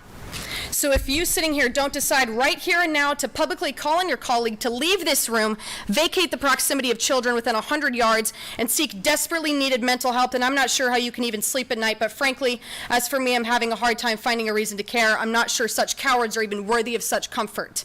Unfortunately for you, our children don't belong to the state, they belong to us. Resign, all of you. Frank Cunningham. Frank Cunningham? Frank Cunningham? Frank Cunningham? No? No Frank? He left. He left, okay. Emma Kate Bartels?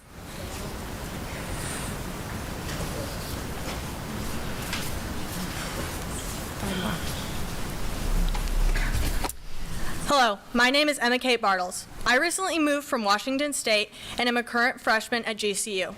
I fled the failed school system in Washington in hopes for better schools here in Arizona. I am now playing offense by calling out corrupt, dishonest, and unethical school board members like Mr. Greenberg. I escaped the grasp of the Creeps dossier, as far as I know, because frankly, until there's real accountability, how can I be sure? How can anyone? What is your vested interest in this community? I'm genuinely curious. I want to know why you're still here, Jan Michael Greenberg. Because clearly you don't care about children's well-being. Not enough to let them breathe freely, not enough to let them feel safe from stalkers like you and your father. Not enough to let them feel safe in their own skin, not safe from the click of your camera's lens, not even safe from the demonization of their own inherent characteristics at the hands of critical race theory. Mr. Greenberg, it is clear you are trying to indoctrinate and divide my generation. On the front page of this agenda, it states the vision of the Scottsdale School Board is to engage students in future-focused learning. What you are doing in the district is the opposite. You may not have to face the repercussions of living in a world where children are taught to hate America and to hate each other, but you are actively destroying this country and leaving my generation to pick up the pieces. You need to stop villainizing concerned parents. You need to stop keeping dossiers. It is your job to be a positive advocate for students, and you are failing. It's time to step down. Thank you. Alexandra Spencer. Alexandra Spencer.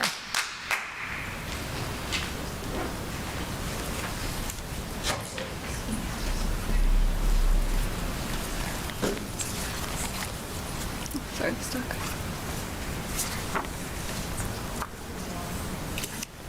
I apologize. My name is Alex Spencer. I have lived in the Phoenix area for 3 years, and I see a lot of stories make national news because they raise serious concern about the state of our education system.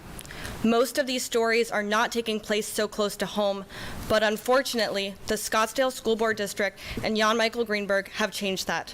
Citizens and parents need to be able to trust that the school board members that they appoint into power are using that power responsibly and ethically. Allowing the school board to consist of members who have lost that trust is irresponsible at best, and at worst, dangerous to the future of every child that receives an education in this district. In school, children are taught skills and life lessons that extend beyond the classroom. One of the most important and everlasting lessons is that actions have consequences. We expect children to learn and embody personal responsibility, yet how can we do that when we do not hold ourselves and our leaders to the same standards? I ask for each of you to strongly and carefully consider whether the decisions you are making in your positions of power are genuinely bettering the lives of your students and the parents who entrust you with not only the present education of their children, but their children's futures. I hope you all take time to reflect on what it means to be a public servant. I also want to kind of go off of script here for a second because there's a lot of people in this room, in addition to the board, that have been heckling and scoffing when people stand up. The reason that we are all here today is to share our opinions, and when you have a leader here that is making it acceptable to tell parents that they will be mocked and doxxed for sharing an opinion at a school board meeting and having that person remain in power here is going to create a toxic environment that I hope we can all avoid. Thank you very much. Tim Curtis. Tim Curtis.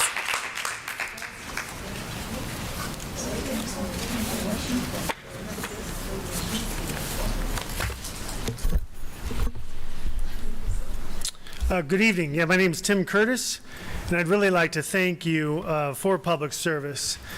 But public service means public servant, not master. Honorable public service, again, not a master. So stop making parent enemy lists. Stop tolerating unnecessary lists of people.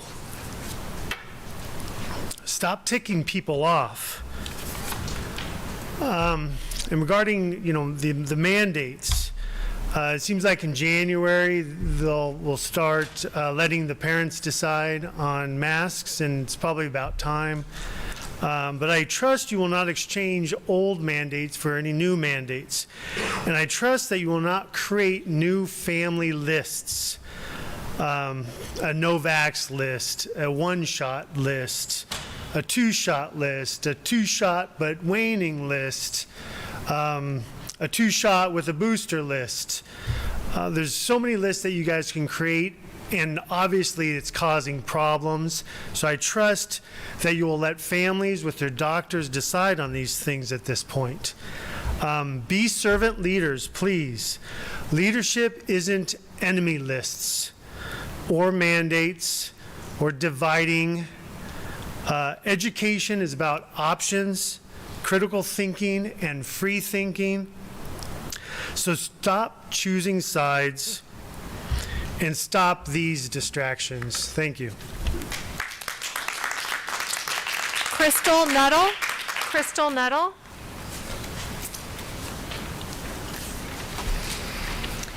Thank you for allowing me to speak or giving me the opportunity to speak tonight. I have a 2-minute refresh of history. I'll read really swiftly here. My name is Crystal Nuttall, and I am a grandmother that has very reasonable, alarming concerns for America's children. First, I would like to quote President George Washington, which reveals the reason as to why we the people are before the Scottsdale School Board this evening. He famously stated that America's most urgent need is to teach our future generation the science of government and how to be guardians of our God-given liberties and freedoms, or we will lose them. Through the last 60-plus years, this has been tragically, grossly neglected. The 1950s was America's greatest decade. Why was this? America had the highest superior education. Parents didn't worry about sending their children to school. There was Christian prayer, the Bible was highly esteemed, and creation was taught in science class. This education system developed critical thinkers who became upstanding citizens. Sadly, when prayer and the Bible was banished from the schoolroom, America's education system started to plummet into gross darkness. America's founding father, Benjamin Franklin, had foresight and said if the Bible was put in the back of the schoolroom, there would be violence and immorality without end. He also said we have a republic if you can keep it, and only moral and virtuous people can keep it. Most people believe America has a democracy rather than a republic. History proves that a democracy eventually ends in chaos, which is where we are at. I'd like to remind folks here tonight that America was founded on the gospel of Jesus Christ, making America a great Christian nation. I am beseeching this board to consider what has been successfully proven, that prayer, the Bible, and the Constitution in the schoolroom that made America that great nation that it is today. And it still is. We're just going to rise up and make America great again and restore the republic. It was the horrific, bad decision that took prayer and the Bible out of the classroom that has brought chaotic chaos. Please wrap it up. Thank you. Deborah White. Deborah White.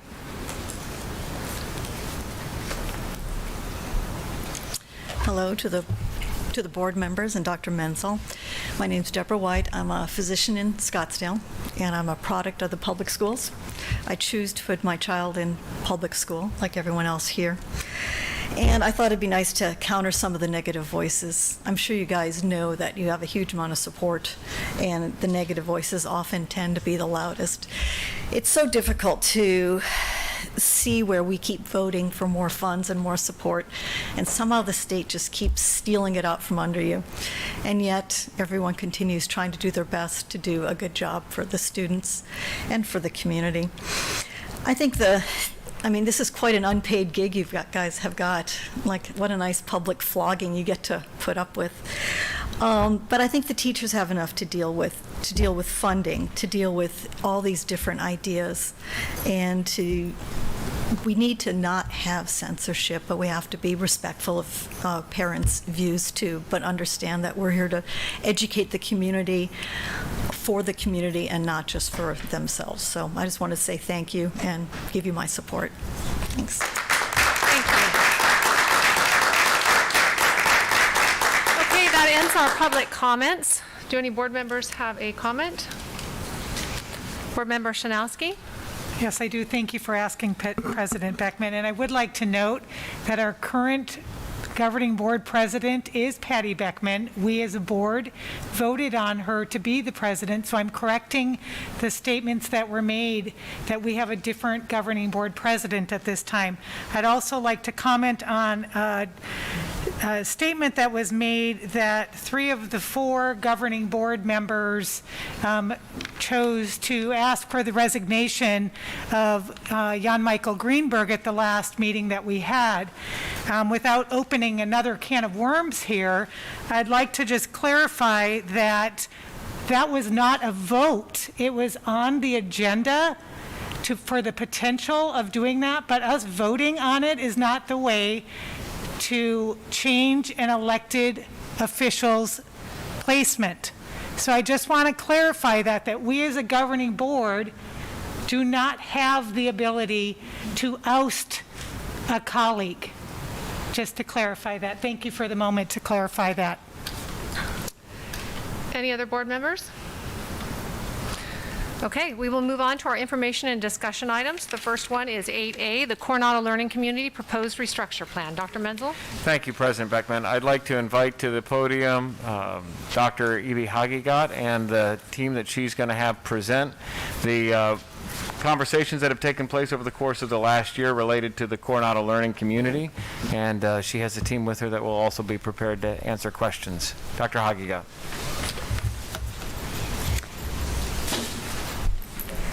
Thank you. Good evening, President Beckman, Vice President Zanowski, members of the board, Dr. Menzel, and Ms. Wagner.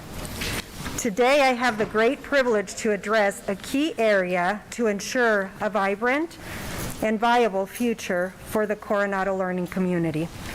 I want to first acknowledge the individuals that have been directly involved in researching and developing the recommendation that will be shared with you this evening. Could you please stand as I call your name? Ms. Amy Palatucci, Coronado High School Principal. Dr. David Perniski, Tanalea K-8 Principal. Mr. Chuck Rantella, Hohokam and Yavapai Principal. Standing in for Mr. Hodo, Assistant Principal. Amber Allen, Pima. Ms. Margaret Cerna, Title I Executive Director. Mr. Sean Crozier, Title I Coordinator. Dr. Melissa Sackos, Assistant Superintendent for Secondary. And Dr. Scott Menzel, you may remain standing, but thank you for the support. You may be seated.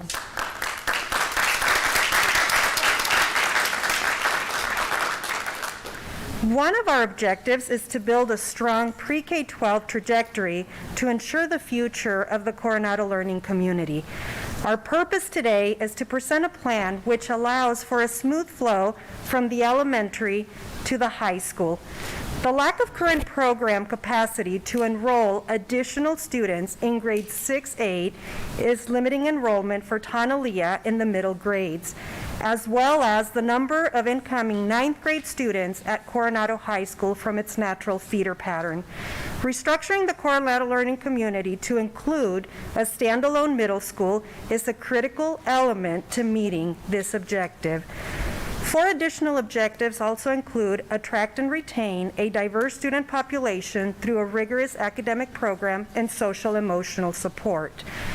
Provide a strong comprehensive high school program at Coronado by increasing offerings through the increase of student enrollment, increasing a sense of community, and of course, market the programs and their outcome.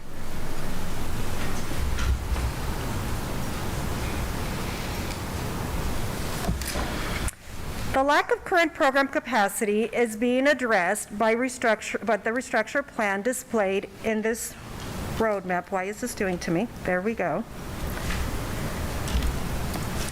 The recommendation is to have 3 elementary schools, Hohokam, Pima, and Yavapai, a standalone middle school, Tonalea, and Coronado High School.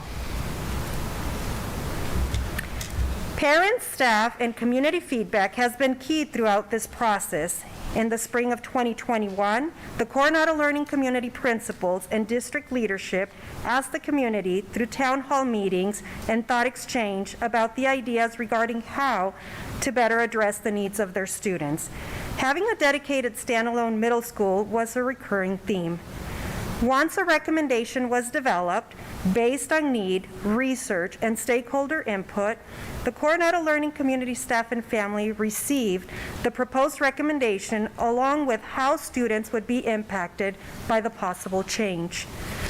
Through surveys and question and answers, virtual and in-person meetings, additional input and feedback was collected from staff families to learn about their support to restructure the Coronado Learning Community.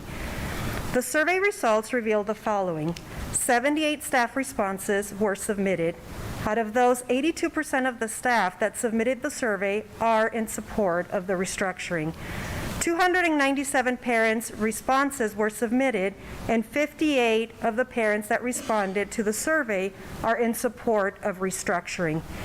It is the support from the staff and parents that bring us to express to the SUSD Governing Board the intent to have the restructuring recommendation approved on December 14, 2021 to ensure a vibrant and viable learning community.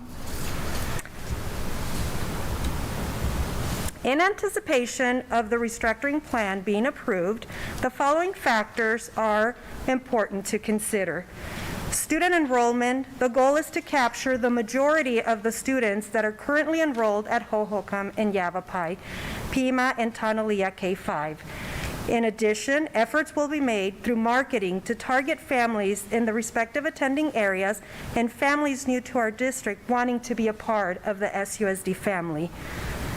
For desirable growth, it is based on promoting quality programs with the Coronado Learning Community, aggressive marketing, and capitalizing on recapturing students within the Coronado Learning Community attendance area. For staffing, each school will be staffed based on student enrollment like other SUSD schools. And for fiscal responsibility, we want to make sure that we continue to provide the resources that each school needs. And when this restructure plan takes place, we want to make sure that all schools have the needed resources to make sure that we are educating kindergarten through pre-K through 12 grade students. Possible outcomes is key for us to share with our community. Families of students from Tonalea K-5, Hohokam, Yavapai, Pima have the choice to enroll their student in their neighboring elementary school. Yavapai, Hohokam, or Pima, middle school for Tonalea, and high school, Coronado High School. Also, parents may submit open enrollment applications for their students to attend other Coronado Learning Community elementary schools or other SUSD schools.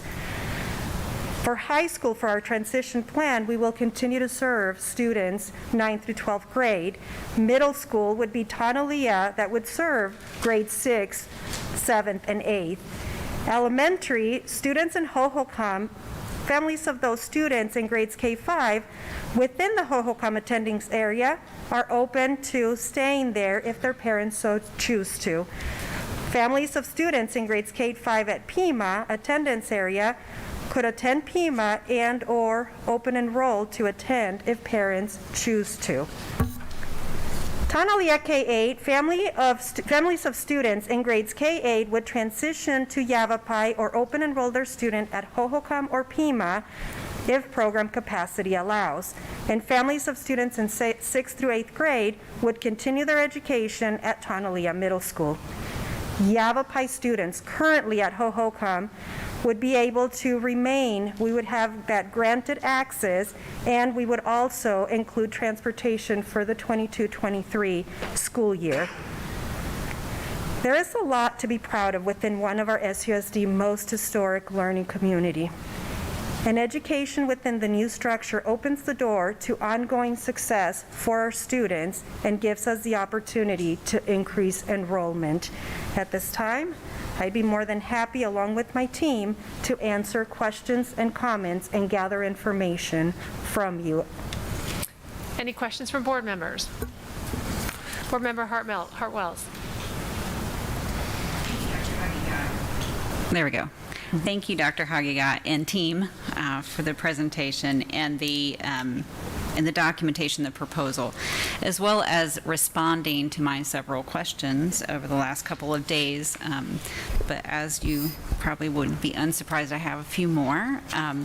Let me just make sure I understand. I thought this proposal was trying to do a whole lot, so I was focused on the finances of the whole lot. And what I'm going to propose is that in December 14th meeting, that the proposal be staged into phases, because there's more metrics and numbers associated with the restructuring component, the move of Yavapai to release the pressure on the rate limiting step, which I understand is the middle school right now, is the rate limiting step. And so this first phase is to release that pressure so that that's no longer a rate limiting step. Yes. I think trying to do the whole picture introduces a lot of unknowns. It's going to be very difficult to quantitate those unknowns financially. So I applaud the efforts. I am supportive. I would like to, however, ask that in the next iteration in December that we see the proposal streamlined into phases and putting some more meat around that phase one, in particular the financial projections. You just mentioned transportation costs, for example. Yes. That's not in here. To the extent that we can develop a budget, and I talked to Ms. Crozer about this, to spend against, I think that would help put some guardrails in terms of the expectations of how much this is really going to cost. I know it's going to be hard to estimate with a lot of accuracy, but there can be estimates made. So that would be my request, based on my understanding. And again, thank you for getting back to me with all your answers. Thanks. Thank you, Dr. Hartwells. Vice President Shanowski. And I'm so glad you asked those financial questions, Dr. Hartwells, because mine are about human resources, not the monetary resources. I'm glad there's a team involved in this, because I think anytime we talk about rearranging our district, that we need to be considerate of the human resources and the cost of moving programs, families, children, and our staff members, including our leadership at each site level. So my concern is, well, I have several. When is this process, as far as staging it into different timeframes, when will that idea of who would like to go where, let's identify where programs are going to be, specifically special education, special needs programs. I know in the past we have had, it was somewhat viewed as an easier shift to move special programs, because typically there aren't as many children involved in them. I get really concerned about that myself, shifting those programs. I think we need to be considerate about that. I digress a little bit, I apologize. Let me just share really quick. Yes, please. We've started the brainstorming around if this is approved on December 14th. We know that it's going to be a fast-paced approach. And so we've started the brainstorming around what are some of the impacts, to your point about staffing. And so again, not something that we're prepared to share now, because what we want to make sure is that our public knows that this is something that has not been decided upon. We're coming to you with an idea that we feel is going to create that relief. And so while we're doing some brainstorming and having ideas, we haven't had anything set in stone, because we want that transparency to always be in front of everything that we do. And I will say that as long as I've been in this district, it seems like this particular restructuring approach has been the most comprehensive I've seen, so kudos to the team. It's greatly appreciated to see that there's so much considered here. In reading the survey results and getting down into the minutia of the responses, I found a couple things interesting as well as concerning. And I would really like the team to consider these issues.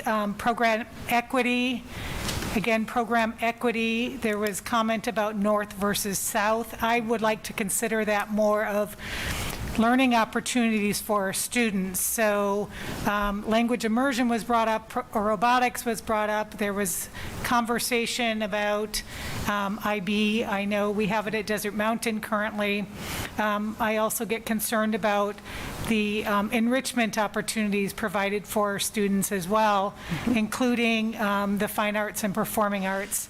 There was a comment that I wrote down that really stood out to me, and it was don't overcomplicate things by deconstructing all the schools, shuffling all the staff, or requiring them to rebuild a whole new school culture and systems, along with physically moving their stuff. And whatever teacher made that comment about moving a classroom harder than a home, I would agree with that. So I do like that our district has, in recent history, financially supported teachers and with the assistance of goods and services, helping them move their classrooms. So I hope that would also take place.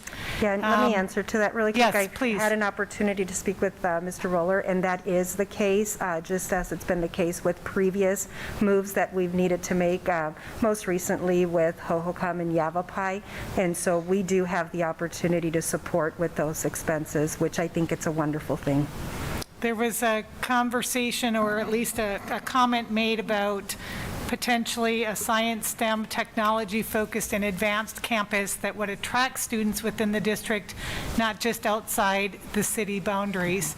So I think if, I'm sure this, looking at the caliber of this group here, that they are considering all that feedback, but those were some particular things that really stood out to me as concerns and also some positive feedback too. So thank you for the work that you are all doing on this, and I look forward to our next conversation on this topic. Yep. Okay. Thank you. Any other board member questions? I have a quick one. Along with my fellow board members who asked great questions, I just would like to see in the next meeting a plan for some recapture, like a recapture enrollment projection. Because while I think this is definitely needed and strong programs to support strong academics, I also would like to see what our plan is. I mean, I don't want to do this necessarily and just have buildings and expect the enrollment to come. So I really would like to see what type of projecting we're doing, what the expectation is, some goals with it, and how we're going to get there. Okay? Thank you for that feedback. Thank you. Any other board member questions? Okay, we move on now to our next discussion item, which is the appraisal of the 68th and Oak Street property for potential lease options. Dr. Menzel. Thank you, President Beckman. Tonight we have two parts of a presentation. The first is the presentation by Shannon Crozier related to the appraisal of the property, and then we'll have a presentation by representatives from Phoenix Rising related to what's being proposed on the property. Shannon, I'd like to turn it over to you. Thank you. Good evening, Board President Beckman, Vice President Snowski, members of the board. Tonight we're looking at the appraisal that was done on the 68th Street property, formerly known as Tonalea Elementary. Tonalea was moved to a different location in June of 2014. Subsequently, the buildings were demolished, leaving one former administrative building and the vacant property around it. We've had a request from the Phoenix Rising for a proposal for that location, and as a result of that had community meetings, and then were requested to ask for an appraisal to see what that land is valued at and what would be an appropriate market value for that lease.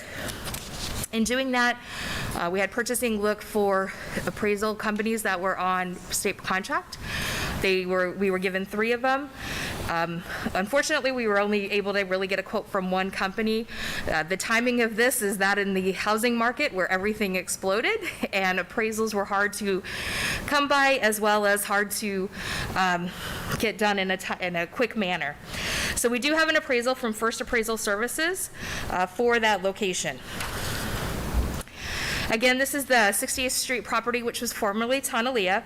It sits on just over 10 acres, 4,395,000 square feet. There's only one building left on it. The other buildings were taken off or demolished from the property. And what we looked at, what was a fair market rental based off of looking at the fact that we do have a vendor who would like to do some improvements on that land. There was a couple of different methods that the appraiser was able to use, and those methods were put into the appraisal that the board received and is, I believe, posted online.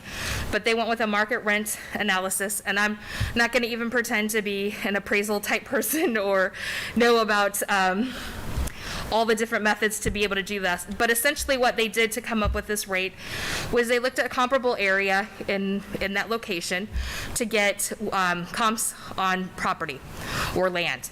From that, they came up with a dollar amount of $18 per square foot, took that times our property square footage, and came up with $7.9 million for that property. The second part of that was to then determine a capitalization rate. Looking at a table that they had with it, it comes at between 4% and 5%. So timings that times the 7.9 million is where the appraisal got to $316,400 to $395,600 for a yearly rent range for a yearly lease. Based on that, they estimated that an appropriate place would be around $320,000 for a year, or $26,667 per month. At this time, we basically have the appraisal. We haven't made, this is the first time we presented that to the board. This is also the first time that we have Phoenix Rising available to present what their proposal is to that property. Next steps after that would be discussing if that was if that proposal is something we wanted to move forward with, and then looking at what would be an appropriate lease rental rate for that, and what would be the appropriate time for that lease. It would be a long-term lease, and so the next step would be looking at that, working with outside counsel, and then bringing that back to the governing board to decide where they would like us to, which direction they'd like us to go with that proposal. So with that, I'll take any questions. Board Member Greenberg? Could you please remind the board what the rental money in the future that we generate from this can be used for? Absolutely. Because this would be a long-term lease, it would go into what's called plant fund. Plant fund has a complex definition of how you can use it, but essentially it's capital projects, capital type things that you could do. So the money generated from this would not in any way help our M&O budget out or create some, be a place that we could then pay for salaries. It would provide into the plant fund, which could be used for capital projects then. Thank you. I would just like to note that this taken together with the Coronado restructuring project, I think, are two amazing undertakings for our district. I don't think the Coronado complex is benefited by not having a dedicated middle school, but I also think by developing that new restructuring plus adding additional benefits that our own students can participate in, like these partnerships with Phoenix Rising, is a great benefit to our students, and I appreciate the administration bringing this to us for review. Any other board member questions? Board Member Vice President Chanowski? I would also like to state my enthusiasm to improve that property and to make it useful and functional for the community that surrounds that property, because anyone who's driven by that property can see that it's been a longstanding eyesore in our district. So I appreciate putting pride back in that local community. Board Member Hartwells. Thank you. Ms. Crozier, could you remind us of if the property were to be sold outright, what that value is? So the rental over 240 months is a little over $6 million. Could you remind us what a sale price in today's dollars would be by the appraiser? I'm understanding that was done. Yes, so if we were to sell the property, which would have to be approved by the voters to do that, if that were to happen, the appraisal, the amount that they estimated that to be at would be $7.9 million. Thank you. Okay, any other board member questions? Shannon, I do thank you. I know you sat down with a few of us and went through some of the fine details with this, and I know this is just mostly for discussion now, that it is something that's going to value the community greatly. We'd like to see it happen, but we also want to make sure that our taxpayers are treated fairly and we get the best contract and return for using that land as possible. So thank you for your efforts. I appreciate that. Any other questions? No? Okay. Yep, so we have with us Tim Reister from Phoenix Rising.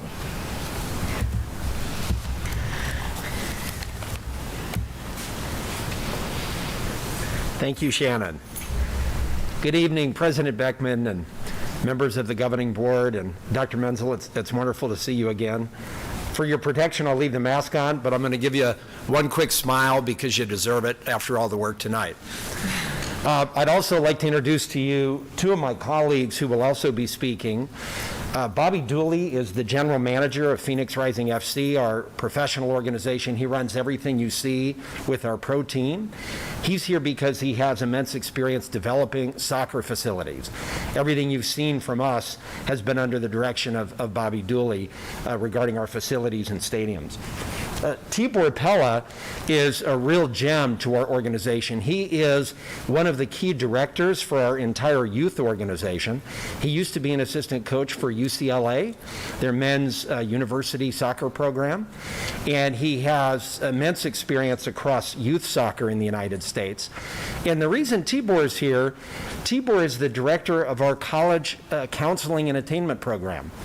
And we're very unique in that our youth soccer club, which is a nonprofit organization, funds a full-time position in Tibor to provide the 9,000 kids who play for our youth club the kind of counseling they need to help them get to college. That's what he does full-time for us.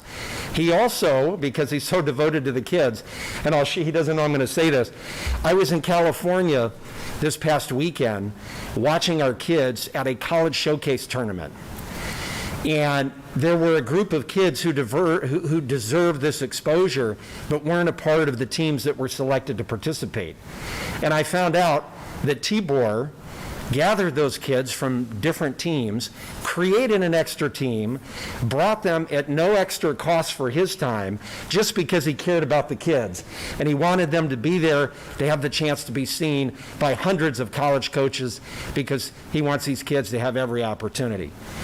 Tibor is that kind of person. We're fortunate to have 160 other professional coaches who we employ in our nonprofit organization to help kids.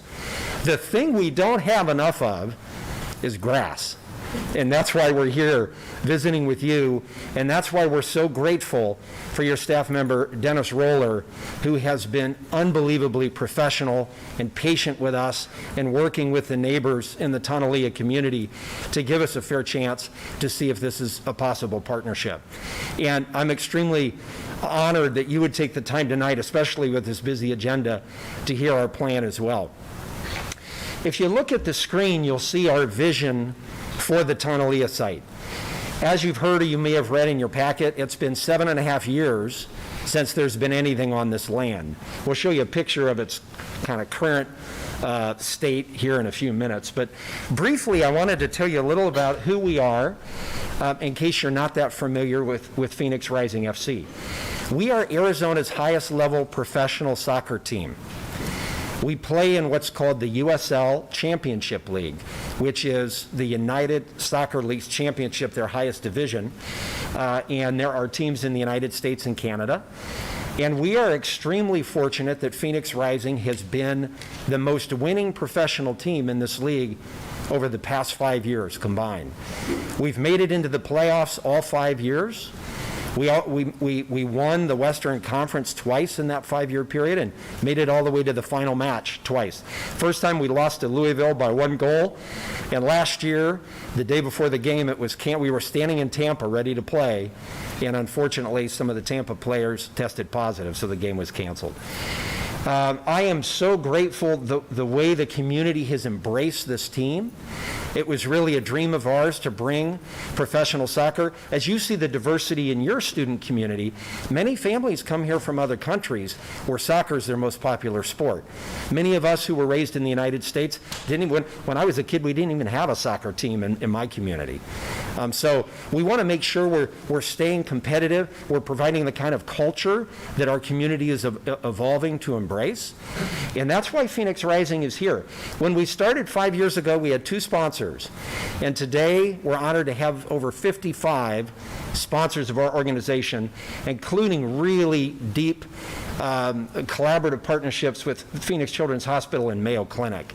And I share that because Bobby's going to talk about some of the things we think we may be able to do to assist the school district in some of your programs. We have ideas for foreign language. You know, many of our players are foreign players. And the language that's spoken in our locker room represents the world. And maybe having players come to foreign language classes could bring some different motivation. And talking about health in foreign languages might add a different spin to a foreign language class. Same with fitness. Our athletic directors and our sports trainers, having them work with some of your phys ed teachers and having our players make some guest appearances or doing field trips to the facility could be really exciting. We are growing our resources. We're nowhere near the success of a Arizona Cardinals yet or the Phoenix Suns. You know, we're still a small entrepreneurial organization, but we are desperately looking for partnerships to help us serve more kids. And in the 5 years that we've been around, we've been able to help grow youth soccer tremendously. And the only thing between us and that continued success is grass. So Tibor is going to come up and just share a little background on our youth soccer club. It's our nonprofit affiliate, and he will personally be one of the leaders who will show up to that site every day to go to work if we're able to do this together. Tibor, please. So I love my role because I get to talk about something happy. So, just as an aside, to mention that I was in San Diego just a moment ago on my fancy watch, I received a notification that Josh Martinez was just offered a full ride scholarship to attend the University of San Diego next year.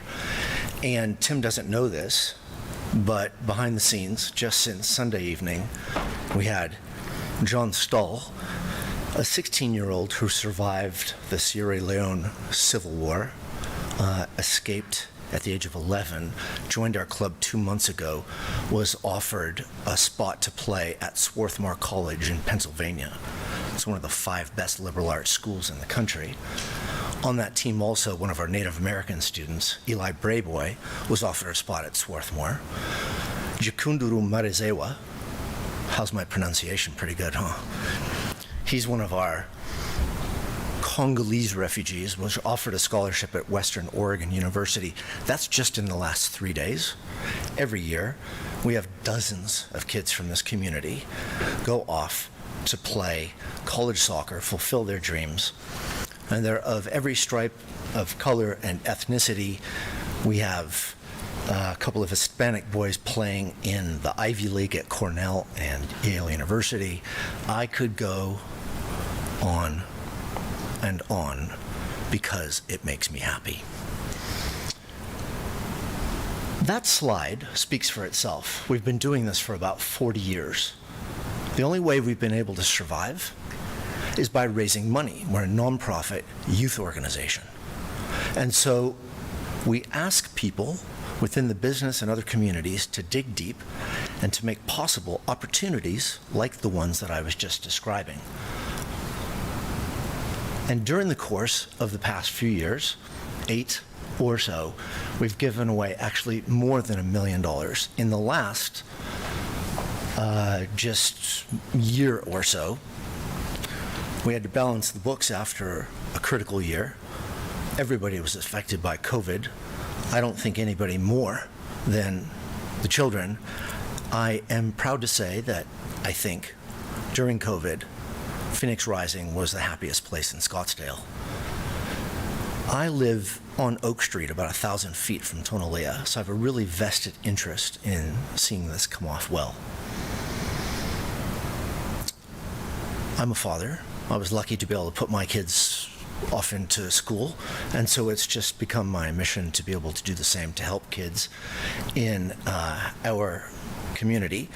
And I'll just sort of end by saying that you have a lot on your plate, and I think everybody in this room understands that.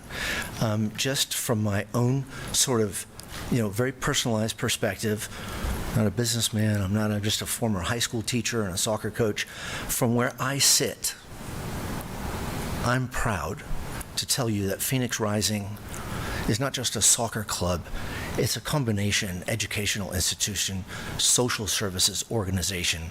We provide tutoring, we provide clothes, we provide transportation, we provide food, we provide for the basic needs of a lot of kids. But what we lack the most, like Tim said, is grass. So I really appreciate your consideration. Thank you. Thank you guys for having us tonight. So let's talk about the site. Before we show you a couple of visuals and what we want to do to this site, we spent a lot of time over the last year in meetings and gathering feedback. As you can see, nearly a year ago, we started with the open community meetings and listening feedback. It's important. This is a part of the community. We want to make sure that some of the attributes of the site included the feedback and what's important to the community. So a lot of time, a lot of back and forth. You can see some of the key requests to beautify the site. We all know that it's a bit of an eyesore. It has been for quite some time. Saving the existing building in the mosaic, that's something we heard repeatedly and is important to keep there, and it's something that we want to incorporate into our site. Reopening the playground, having somewhere 24/7, obviously nighttime isn't conducive, but 24/7 access to the site for the community. Parking on site. That was important because of the busy roadway and making sure that there was some access for people that were utilizing the site could also park there. As you go through there, you can see some of the other elements, but most importantly was to keep the neighborhood involved. So working with our design team, talking to the community, the neighbors, that was something that we wanted to make sure happened. So you can see the visual that Tim previously referenced, what the current site looks like, and what the proposed site sits below. And it's about, we've estimated anywhere from $3 to $4 million that we're going to put into that site to get that to look like what it looks like on the bottom there. So there will be 2 soccer fields that will be lit. We've spent a lot of time. There was a lot of feedback, understandably so, on lights and what those would look like, and the technology. We've met with some of the neighbors, and we've actually invited them out to different sites around town. The technology and the advancement in lights at this time, the laser-focused LEDs are very impressive, and some of the neighbors, after seeing some of the LED lights around the different parks, the newer parks around the valley, were positive. Remodeling the existing building, but also making that existing building a community space. So not only did Tibor mention that he would be on site, some of our other staff members, but also having rooms there that could be rented out for birthday parties, used for community meetings. That was important. Administrative office, the 100 parking spots, and then a landscape perimeter, again, beautifying the site, making it look better than what it is right now. So making sure that we include some landscaping to make it look nicer. The community access, again, that was probably the most important data point that we got back from the community. An exercise path. As you can see, Tim talked about health and fitness and having our players come to the schools, or the coaching staff, or any of our youth coaches and speak. Fitness is very important to us. We think it encourages and enhances learning. Kids are in a better environment. So having a 24/7 exercise path and the community having access to it at all hours of the day was also important. access to the building, scheduling that, of course, and then access to the soccer fields, not just for our programming, right? Most of the programming for the youth would be in the evenings. That leaves beautiful fields, beautiful complex that could be used for field days, field trips, events during the day on those fields as well.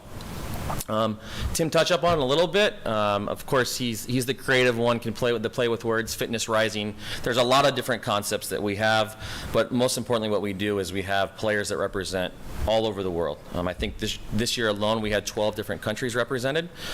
They love nothing more than to go out into the community. They love nothing more to be with the kids. They'd much rather be in a room full of kids than a room full of adults.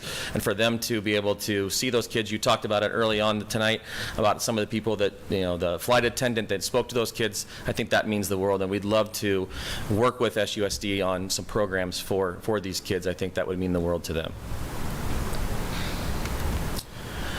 That's a little bit more of a different 3D dimensional view of what the playground area would look like, covered. That's important, of course, here in Arizona to try to make it 365, but also some of the structures. So it just gives you a little bit of a perspective on what the size and scope of that. I know if you look back, you just see that in the top right corner of the current site, but that was important for us to show kind of the size and scope of that playground area.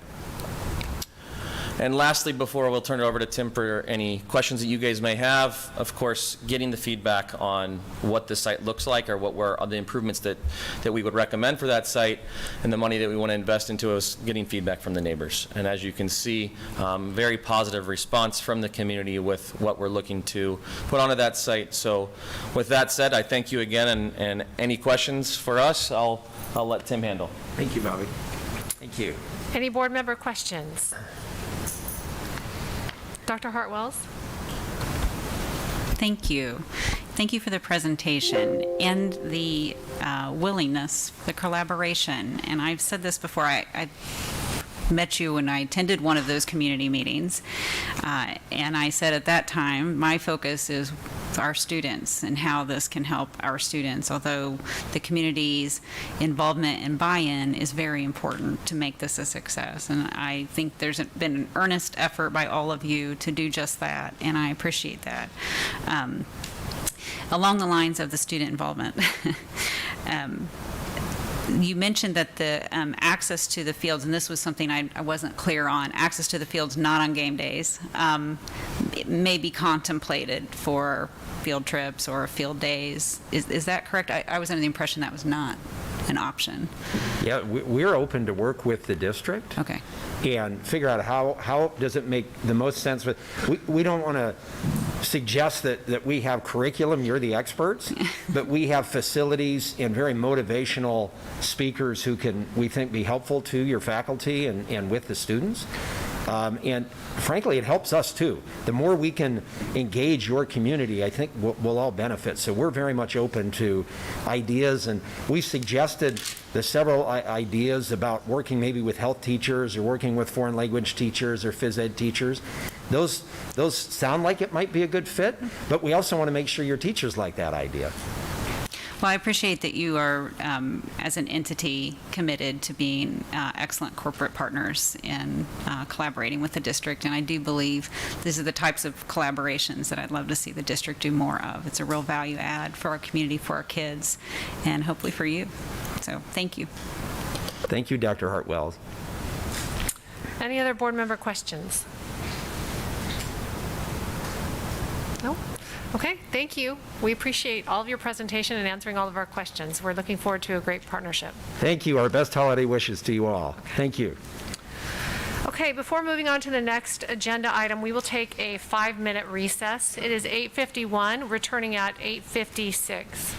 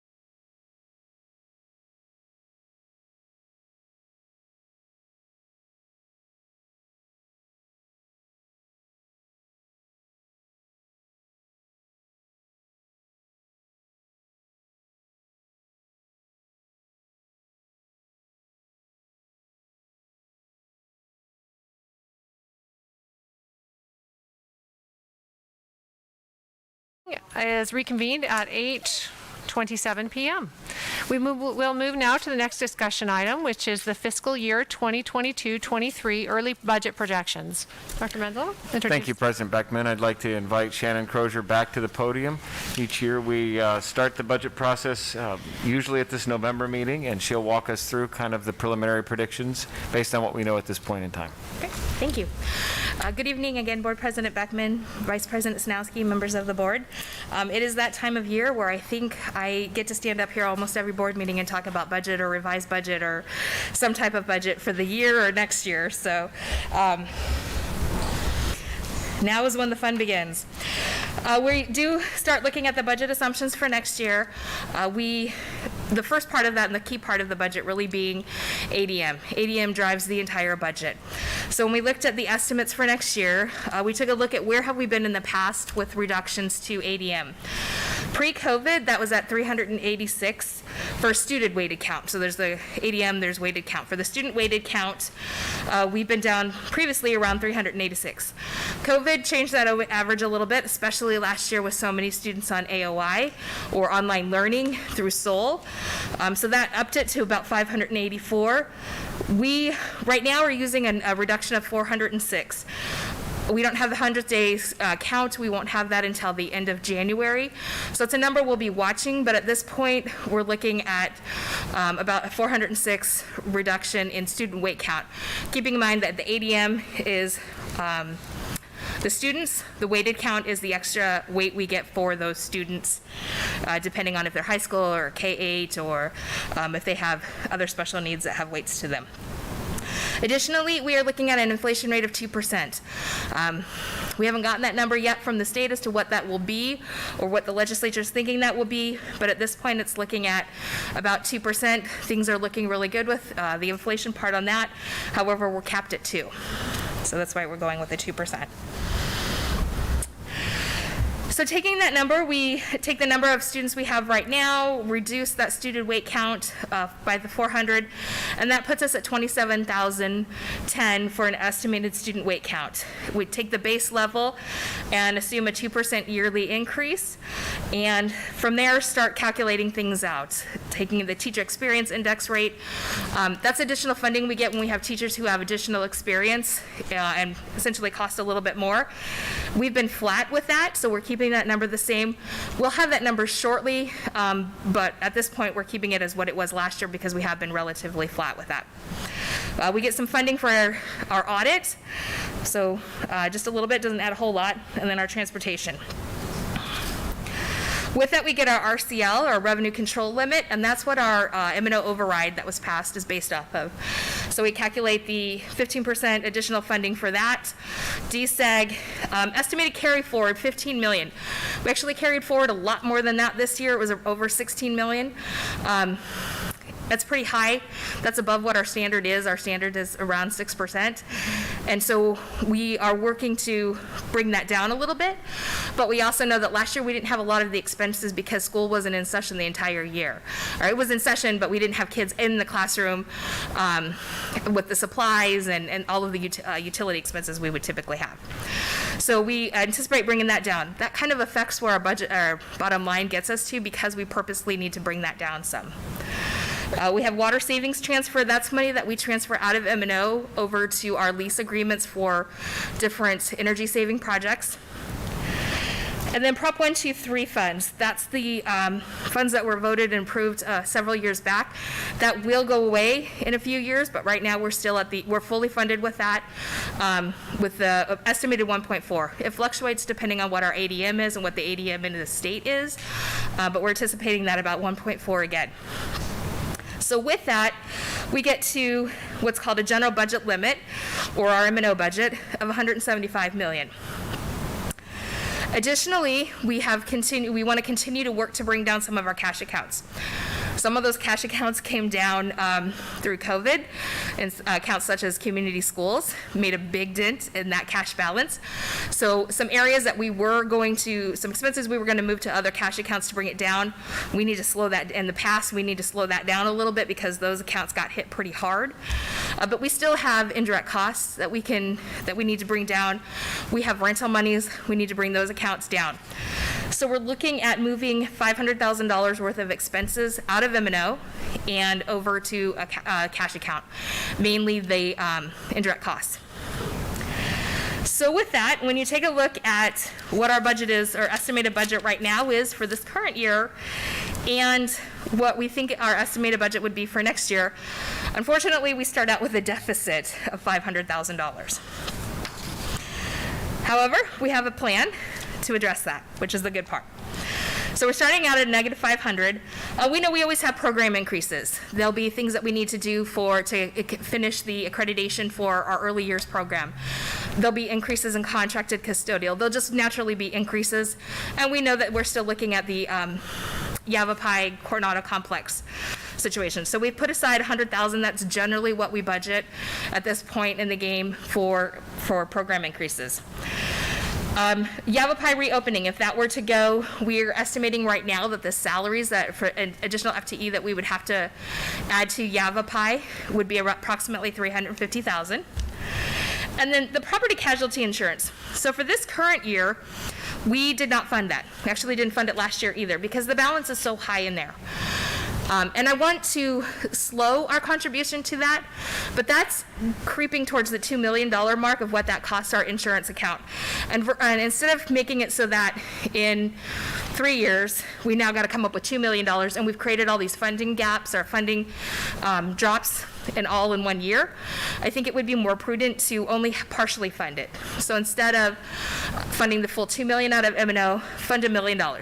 Because we haven't had that in our budget the last 2 years, that would actually be a program, that would be a cost for us for it. However, I think we can just do part of it, half of it, which would be the $1 million that we have to add back in, which puts us at a deficit of $1.9 million. That said, we do have really healthy balances in our medical insurance account, as well as our workman's comp contributions. And so in looking at that, we've been working with the Self-Insurance Trust Board to see what can we do, how can we use those funds. And one of the things to keep in mind is that we are not able to just write a check from the Self-Insurance Trust and cover salaries or put money back into the district. The only way we can bring those balances down is by not funding them the full amount. So the idea here would be to bring down the balance within the health insurance, to do that over a few years period. And again, we don't want to have in 3 years, 4 years, when Prop 123 goes away, that we now have this funding cliff where we're losing all sorts of things, and also we've got to start funding, again, our self-insurance trust. So the thought here being this, over the next couple of years, reduce that contribution in the health insurance account by $1 million. In the future, we can up that a little bit when we have a better idea of how the economy is doing, how those accounts are looking, how health insurance is going. We don't know what's going to happen with rising costs, but we can reduce that contribution. Important thing to keep in mind is that doing that does not affect our employees at all. All we're simply doing is saying we're not going to put the full amount in from M&O for the staff. We're going to hold back $1 million of that. So that frees up some funding for us within our M&O. Same concept for our workers' contributions. Same thing. We have an excess amount in that within the self-insurance trust, and so we want to start to bring that down. Right now, the number we came up with, I know is a little bit weird, $762,000. It's essentially what we're paying right now out of M&O into workers' comp. So again, we would start to bring that down by not fully funding that out of our district accounts. And then the last part is, because we've been able to carry forward and do well over the last couple of years, we have a balance of a little over $4 million in our M&O that's unallocated, which is a great thing. But that partly comes with vacant positions and positions that come in lower than what we think they're going to come in. You know, we estimate in May. We don't know until August what those positions are necessarily going to cost.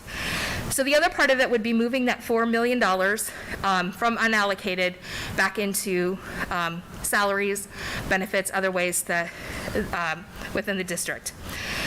So doing that, we are able to clear up that $1.9 million negative amount and actually end up with about $3.8 million to work with. We did present this to the Meet and Confer the other day at our last meeting, so they have an idea of where we kind of are when we move forward with our employee groups as to what are the possibilities for next year. We've also stressed to them, and I'll stress it again tonight, this is really early projections. We don't know what's going to happen with ADM. We don't know exactly where inflation is going to be. We also don't know, state retirement goes up every single year. I don't know yet what that's going to be.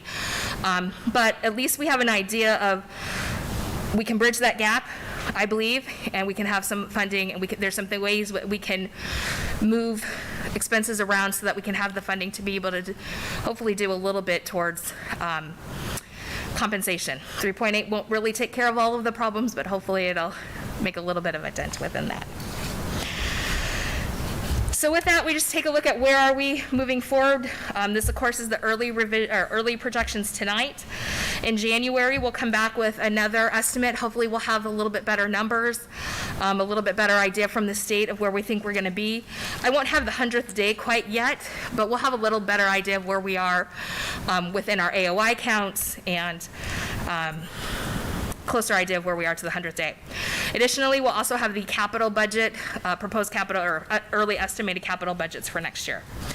In February, we'll come back with a review, proposed salary schedules and employee benefits.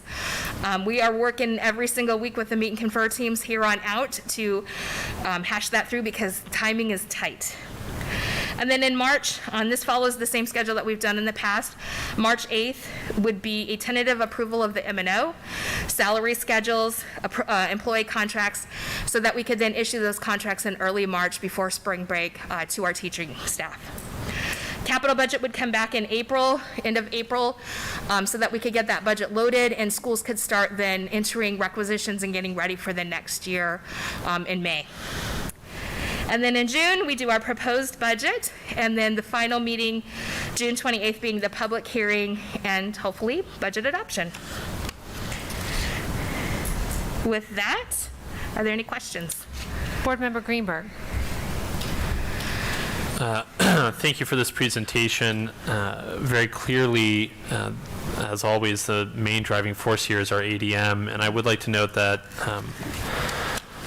I think after April, we're able to begin, if we desire as a board, to negotiate our superintendent's contract again, and that is something I have considered incorporating into part of that payment plan as a way to tie student enrollment and parental choice to enroll in the district as part of that. So I think that's something as a board we should keep at the top of our minds in addition to all this as we begin on thinking about what are those concrete goals that we can set once the strategic plan is complete and once we have kind of a very clear direction that our district wants to take from our community, that this be part of that, because I think enrollment is driven, frankly, at the end of the day by all of the other great things that we do in this district, from academic opportunities and success and extracurricular clubs and sports activities as well. So I just wanted to note that that stems from a discussion I had with Board Member Hartwells about ways to kind of change and alter the way that superintendent salaries are aligned with goals as well as public perception and improvements. Thank you. Vice President Sanowski. Shannon, can you please explain for me the audit adjustment? Sure. We are required to do an annual audit, and as such, we are able to claim part of those fees into our budget. So it's really a kind of a year and a half later process, but we're able to reclaim the fees for the federal audit that we have to do back into our M&O budget. Thank you. Mm-hmm.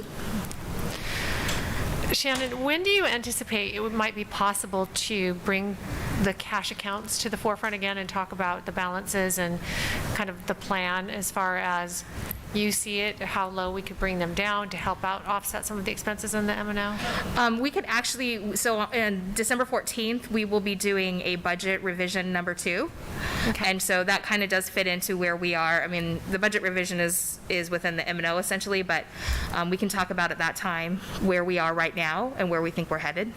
Okay, thank you. Board Member Greenberg.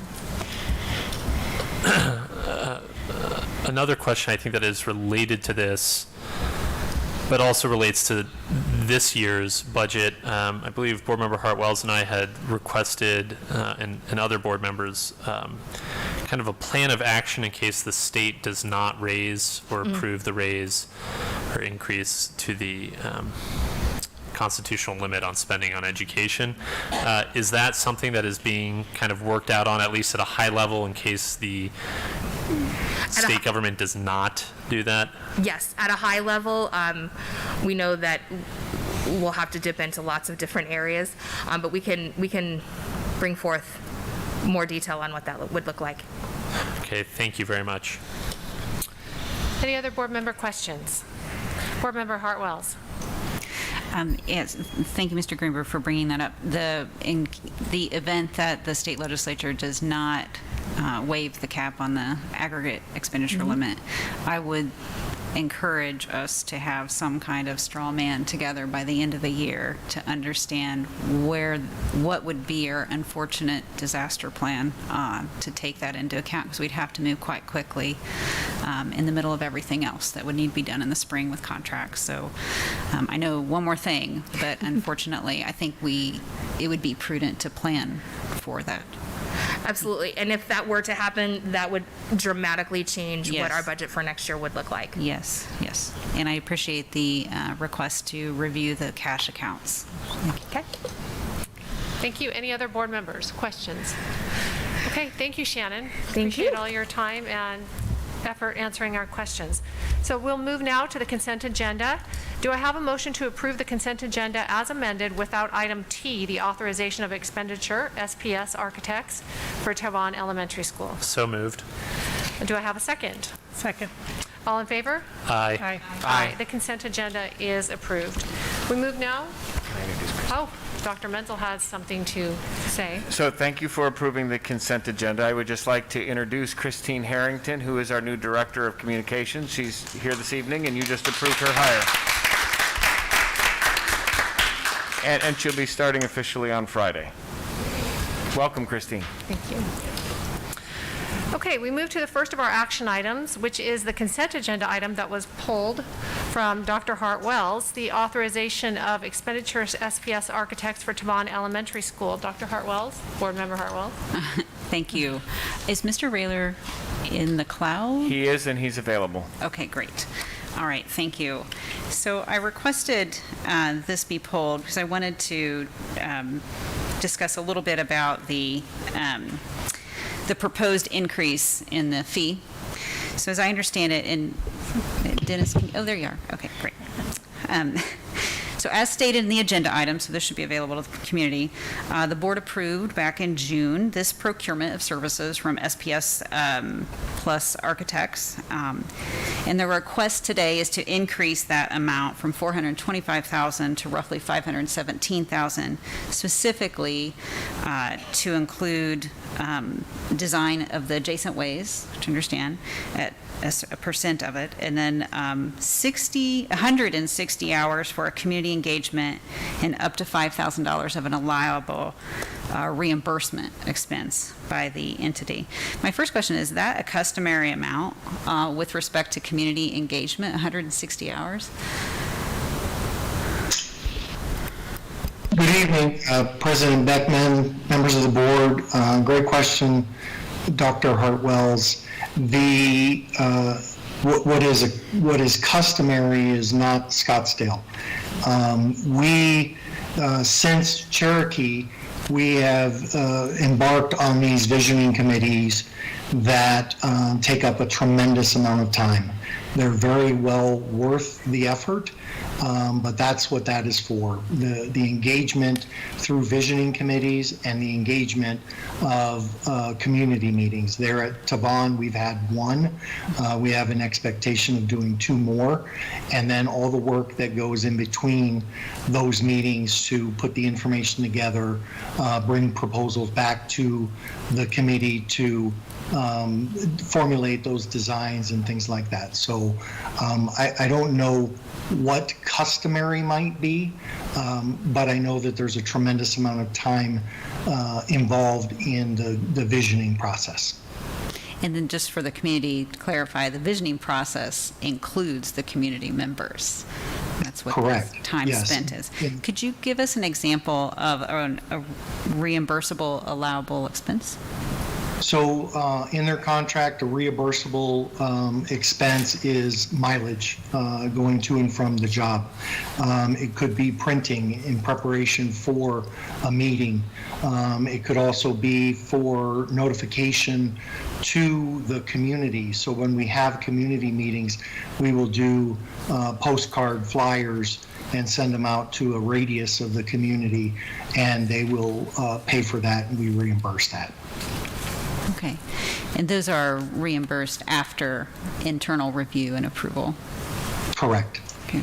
Yeah, Has they actually have to submit the invoices for that. Okay, thank you. Has any work actually begun against the contract that was approved in June? So yes, absolutely, there has been. Like I said, we've had one community meet. Now, when you say work, I'm assuming work as the design team. That answer is yes. Physical construction, no. That we won't see that happening until this coming summer. But we have had several visioning meetings. We met today and plan on meeting again with Ms. Julie Ballard next Wednesday. We're meeting almost on a weekly basis to put together the design for the work that's anticipated this summer. Okay, thank you. You invited me to look at a section of the contract, Article 6, titled Cost of the Work, which of course I can now not put my finger on. Hang on.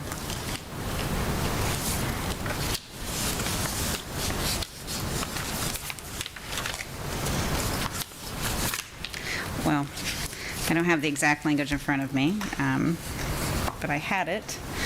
It makes reference to the second sentence of 6.1, Article 6. I'm just going to do this from memory, so I'm paraphrasing.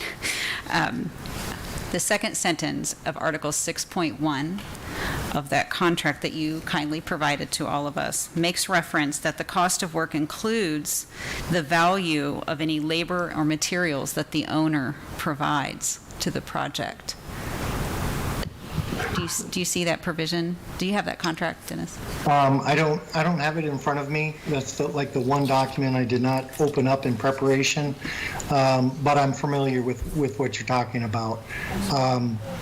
So although it's in the contract, customarily they do not charge us for that. So an example is CCS presentations. They provide the IFPs, the boards that the teachers use in their classrooms, and they provide the labor to install those. We, as the owner, pay for that. That's a pretty substantial amount. I think it's in the rest of the consent agenda, and that we do not calculate that into the cost of work. It's in the contract, but we do not allow that to happen. Okay, so thank you, Mr. Greenberg. Board Member Greenberg has the contract here, so I can see it. It is the second sentence, and I'm just going to read the sentence specifically, so make sure that we're on the same page, if that's okay. The cost of the work also includes the reasonable value of labor, materials, and equipment donated to or otherwise furnished by the owner. So we're SUSD is the owner. And I'm understanding that. I want to make sure I'm understanding this right, because I think it's peculiar, if I'm understanding it right, that should your team, which often does do work to help bring costs down, contributes to the scope of work, that in effect contributes to the cost of work on which the fee to the architect is paid. Is that my understanding correct? So contractually, that is correct, and your understanding is correct, but we do not allow that. So when it comes time to reconcile those books, we do not go back and add up our expenses and allow the architect to drop their fee on top of that. Okay. We don't allow that. Okay. So yes, it is in the contract, but that does not happen. Okay. Thank you.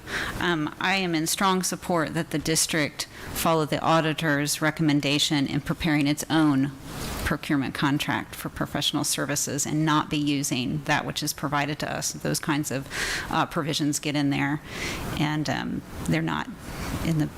Well, I think you get my point. Okay. Thank you very much, Mr. Rayler. You're welcome.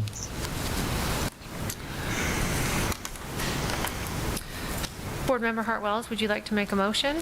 I will move to approve the agenda item, authorization of expenditure to SPS Plus Architects for Tavan Elementary School. Is there a second? Second. Okay. Board Member Greenberg seconds. All in favor? Aye. Aye. Motion passes to approve former consent agenda item T, the authorization of an expenditure SPS Architects for Tavan Elementary School. We move now to action item 10A, the second read approval of high school and middle school planning guide for the 2022-2023 school year. Do any board members have any questions?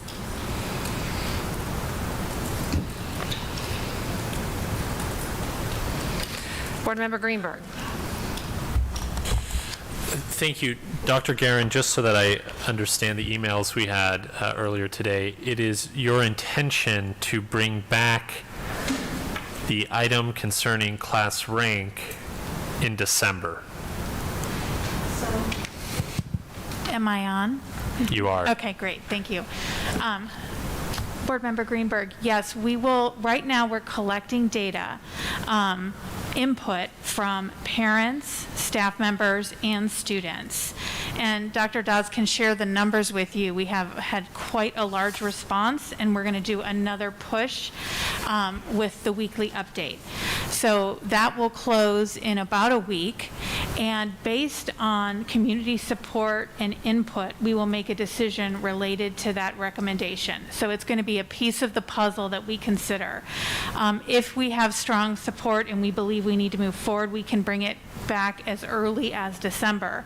But we want to make sure that we have student, staff, and parent buy-in. Not only that, the thought exchange allows us to dive deep and see the different concerns, answer questions, address misconceptions if there is any. So we just spent an hour going through some of the initial data today with a representative from Thought Exchange, and we will continue to go deeper to see what concerns there are and what ramifications, because we understand it is a large change. When did we receive, well, when did we request research be done by the EAB? So we received many board member questions on this, and so it could have been during the first read, or it could have been an email following up asking for additional research. We had done some preliminary research ourselves on this. Some of our administrators and counselors called different colleges, universities, but I thought it was an excellent idea to just dive deeper. And we have partnerships with research firms that are outside the district, and they are able to gather and synthesize the best research out there. And so we just received that a couple days ago after making that request to the research firm, and it does really support the Latin honor system, or moving away from class rank, and that many schools across the country are doing that, and in addition, many colleges are not requiring it. So that is really great information, and I'm so glad it was requested. The Latin honor system, moving to that would be in line with the same systems used by our state universities and community colleges? Would that be fair to say? So my only concern about the statements made is that, in my view, if you and your team research a matter, you believe that it's in the best, in your professional opinion, you believe it's in the best interest of our students, it's, of course, great to have the buy-in and get the feedback.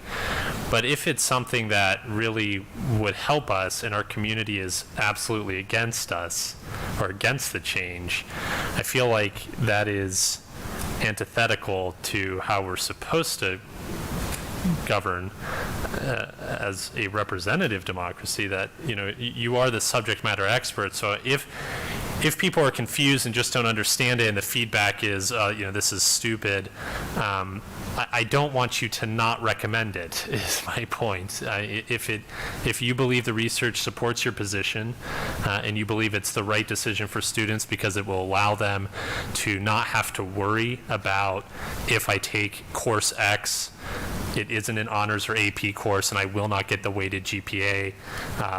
If universities do not really use class rank anymore, but instead, as the research noted, look at the holistic picture of the student within the context of their school, which I believe has been the case for some time. I was never asked for class rank at any of the schools I applied for, Ivy League, international, or state, back in 2012. So I don't want you to be afraid to bring back something just because students or parents or others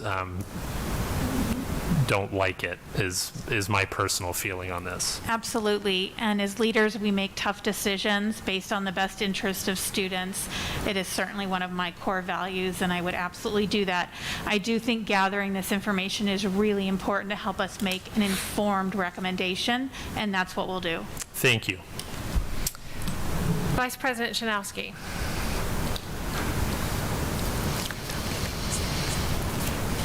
Oh, I didn't see it. Yeah. Did you have a question? Yeah. Oh, okay. Okay. Go. I actually have several comments and some questions to make on this particular action item, because I think it's really important when you talk about the success of our district. It does revolve around the opportunities afforded our students. And I see our planning guides as the stepping stones to their success.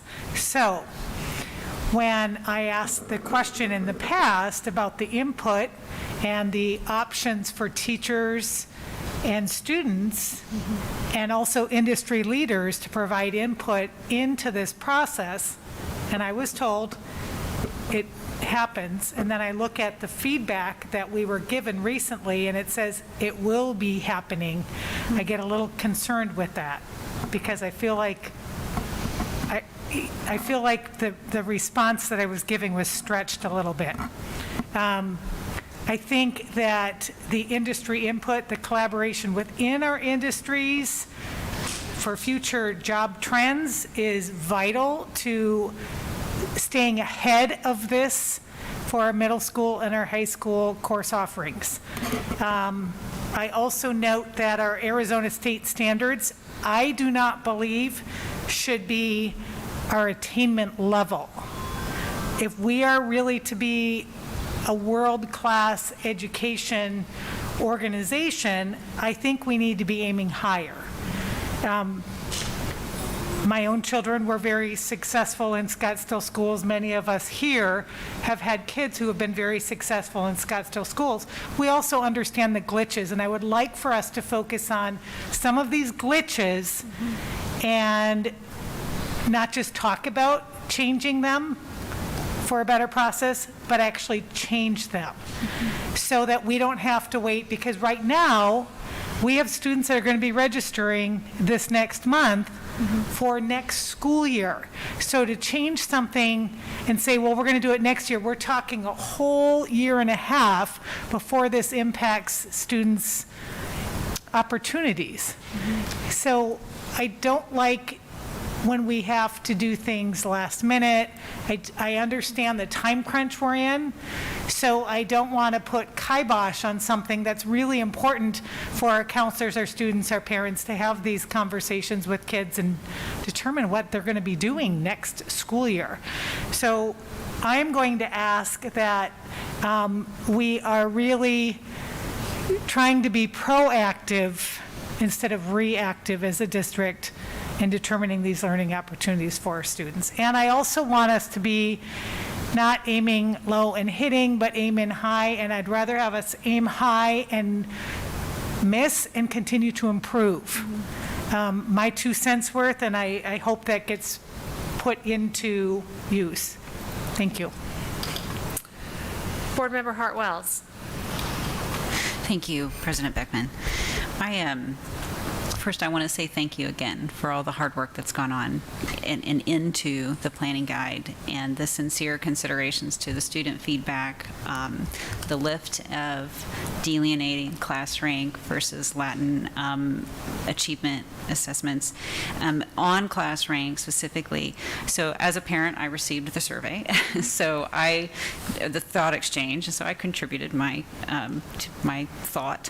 And then I did some reviewing of other thoughts that were in there, and I was surprised at how many contributions they didn't understand, didn't have enough information to make an informed decision. So I was wondering, is it possible between now and the next push to produce perhaps a pros and cons chart of Latin versus class rank?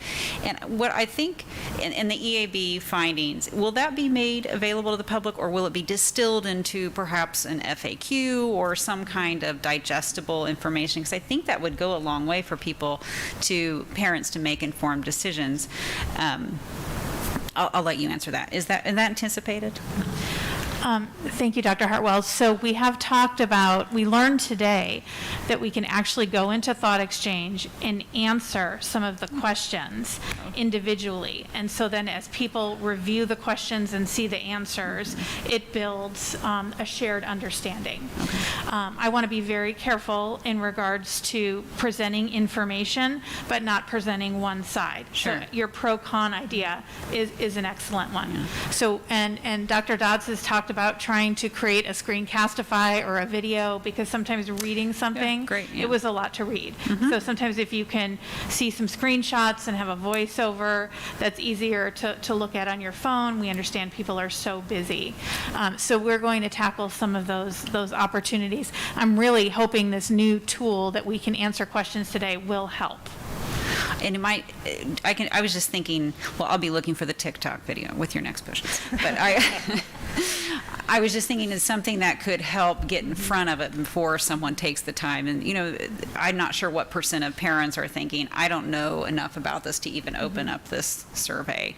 And we certainly don't want that. But what a great time to educate everybody about these two types of systems and how one has becoming obsolete in favor of another, and how that can benefit our students or not. What I also observed a number of comments about, this particular parent student will never be the #1 rank, and this kind of, because of the context of the building that they were in, for example. And actually this Latin system will help normalize that type of environment-specific context for a student. So I think there's a way that we can address some of those questions just to help parents make informed decisions. And they may still not like it, but that's okay.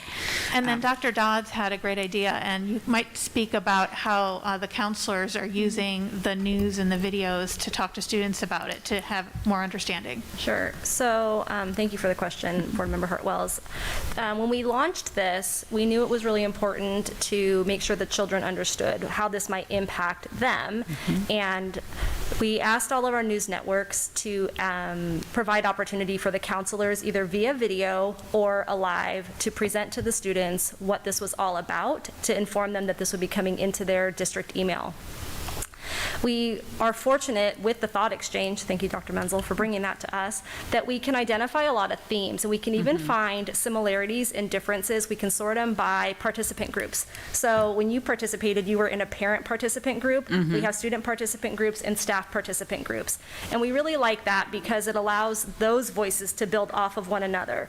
As of today, we had 1,189 people who had participated. There were 1,000 some number comments, and then 15,000 ratings associated with the different comments.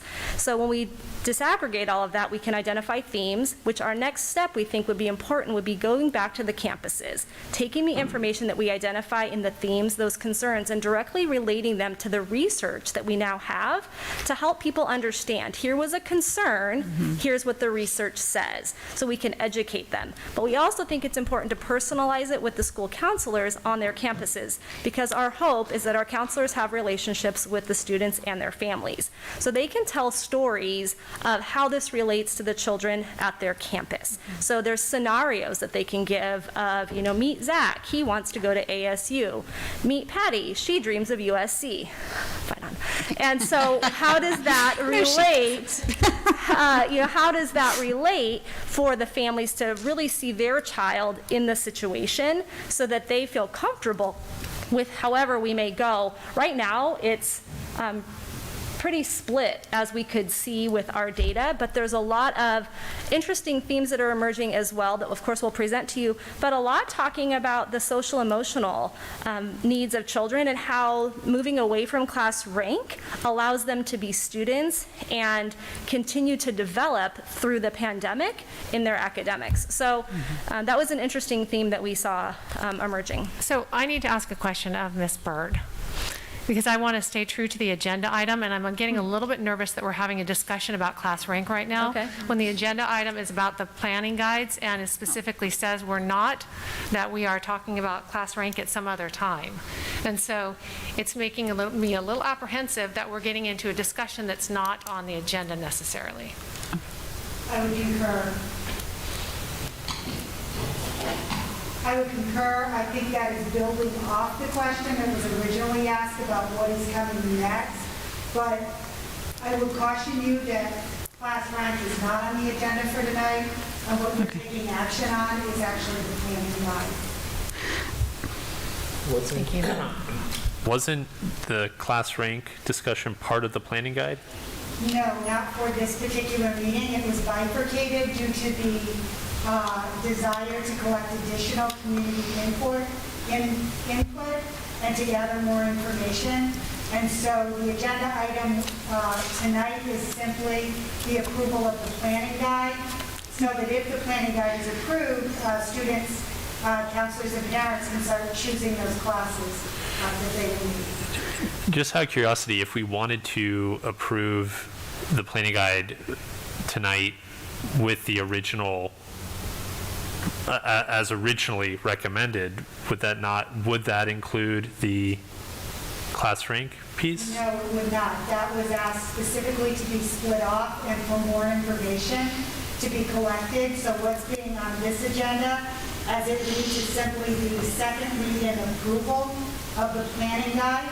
And then if you reference the minutes from last meeting, you'll see that there was a need for further information and further discussion before any decision could be made on the class rank piece. Yeah, I'm sorry, I probably didn't phrase that wrong. I phrased that wrong. When we approve things, we can approve them with amendments, correct? An action item? You can approve an action item with amendment, but my advice is that this is class rank is a separate discussion from approving the course or planning guide itself. And given the request of the board from the last meeting to collect additional information and to study this a little more, it's now been separated into two separate issues. So you couldn't come back in the amendment saying we're going to approve class rank as an amendment to the planning guide discussion. I think that wasn't properly noticed to the public at this stage. Okay, I appreciate that. Thank you very much. Thank you, Ms. Bird. I do have a specific course planning guide questions. May I May I continue? Okay, Dr. Dodds, again, thank you for responses and kind of digging into some of the questions that we've been kind of ping-ponging back and forth the last few days, specifically about the proposed science core course related to sports and health. And my understanding is, and thank you for adding the math prerequisite of Algebra 1, and currently it's being proposed as the science prerequisite is biology 1 or pre-AP biology, should the planning guide be approved. And I've stated my concern that given that this course is a upper class person's course, it is a core science course, and there is already an elective sports medicine course offered. I realize that there would be a lab associated with this particular course. I don't know what that means necessarily. My proposal was that there should be core fundamental prerequisites so that the student needed to earn their way into this particular course. And I do feel strongly that as proposed, a single biology and a single Algebra 1, which I went back in my notes a few months back, we were talking about was going to be done in the 8th grade, is not sufficient to earn your way into this course. And so my proposal is to pull the course, and if we can't pull the course, I'm sorry, I can't support as proposed today. I just think we're not there yet.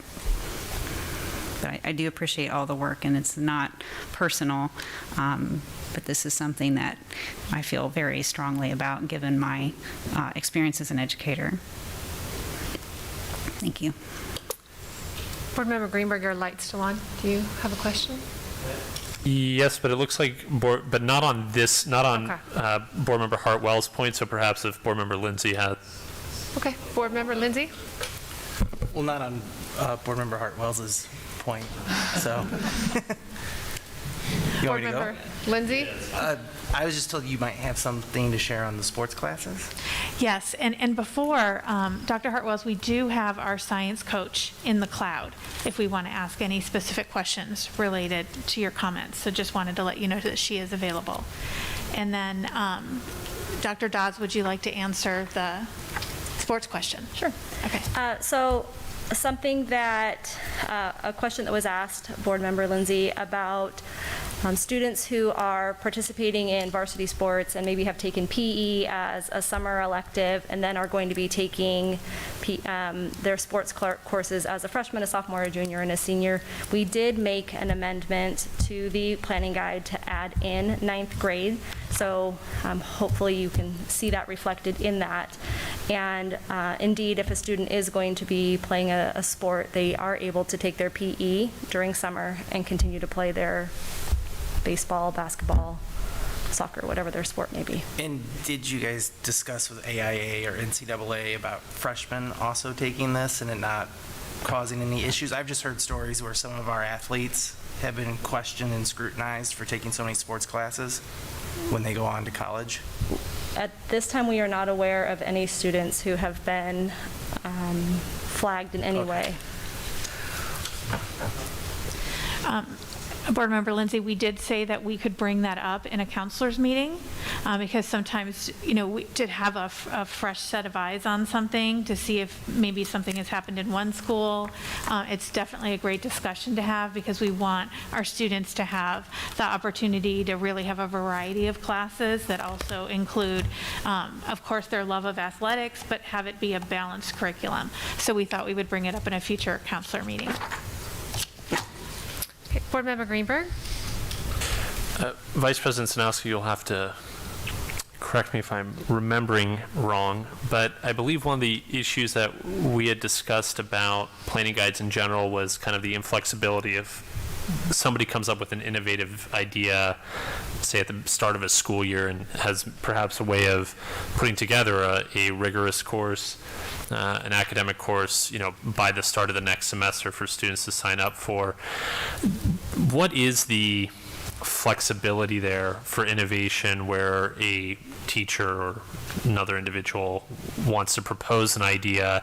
Do we alert all of our staff to kind of the deadlines each year? Hey, if you're thinking of doing a new course for the upcoming year, this is when you need to propose. This is what do we provide a lot of information about that and support, where necessary? To answer that question, Board Member Greenberg, our process has been that there's a course proposal form that our schools receive. In high school, let's say the AP of Ed Service is the liaison, or the counselor is the liaison. They often work with our instructional coaches. So, for example, the exercise science class, Johanna Kaiser, our science coach, worked very closely with Dan Milligan and the classroom teacher who's interested in that course. They worked on things, and then that comes to the planning guide committee. I think an area where we have an opportunity to rethink this, to your point, Vice President Sanowski, is historically this process has been just an annual recurrence. When the school year begins, we push out a reminder of course proposals, the sites communicate with their staff. I think we have an opportunity, and our committee has talked about making this a cycle that never ends, that we are constantly meeting and we're constantly bringing people into the conversation, and that'll give us an opportunity to not just work from August until now when we present something to you, but instead be seeking those things, have something that is continuous so we have top of mind of what are we going to want to be thinking about, and how can we build this, and where do we identify gaps, how can we pull people in that maybe we haven't been pulling in before. Often we rely on Aaron with CTE with industry leaders, but I think you bring up a really good point of how are we working with our community college partners and our university partners to be thinking about those multidisciplinary experiences that kids are going to be going to. So we do have an opportunity, I think, to improve that process. I think we've had it kind of down pat to a pattern, but we really want to see it as a continuous cycle. I'm really excited about some of the ideas that came out of this year. It was Dr. Dodd's first time in this cycle, and I love how we're expanding it. And I also just want to mention that the our strategic plan is going to really push and drive this innovation that will end up making an impact into our course guide selection.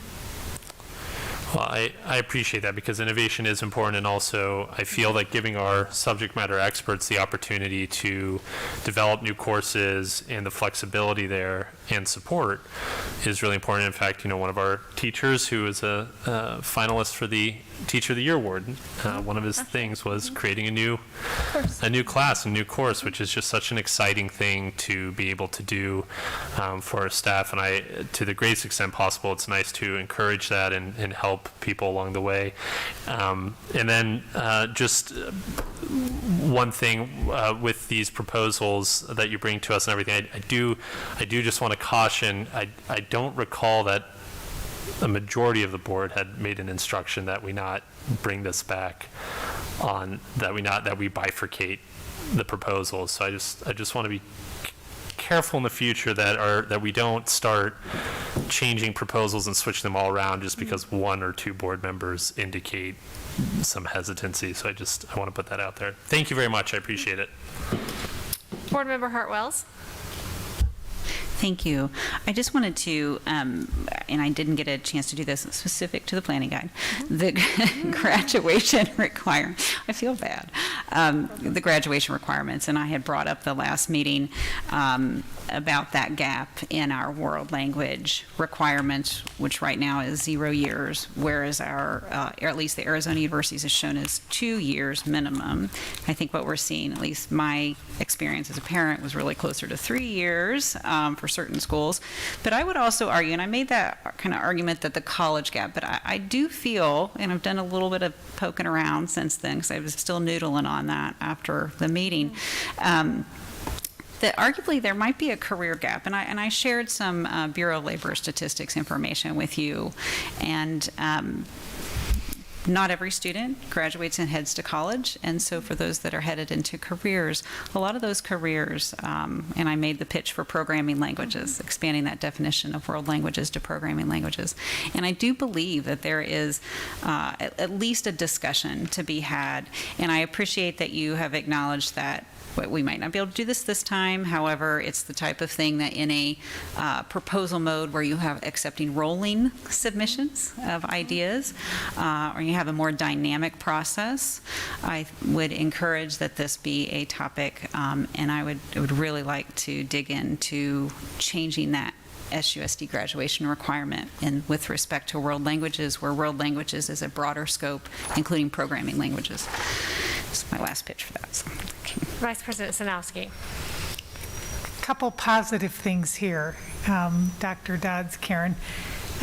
One was I liked the way the description was broken up from word salad paragraph to bullet points. It was easier to read, easier to understand. I think for a parent sitting down with their child, or even just a student deciding on their own what courses they want to take, I think it gives them a little clearer understanding of what they would be getting into. And then I also want to make a note about East Valley Institute of Technology, which we are all part of that consortium. And Board Member Hartwells and myself were able to go out there last night for a presentation with the school boards in the East Valley.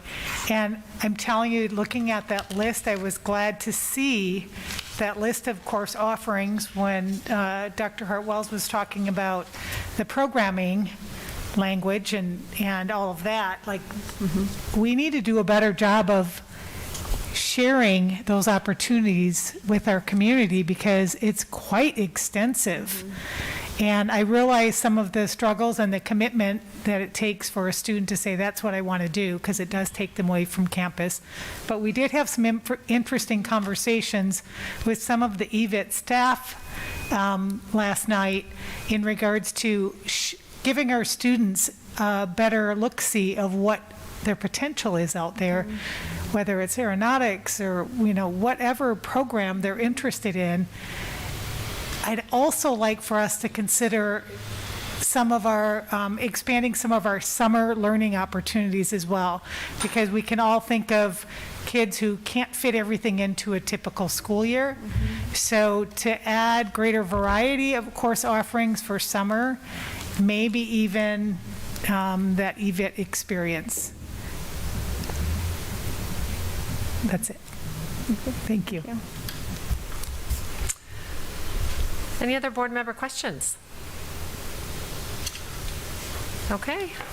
So is there a motion to approve the second read of the high school and middle school planning guide for the 2022-23 school year? So moved. Is there a second?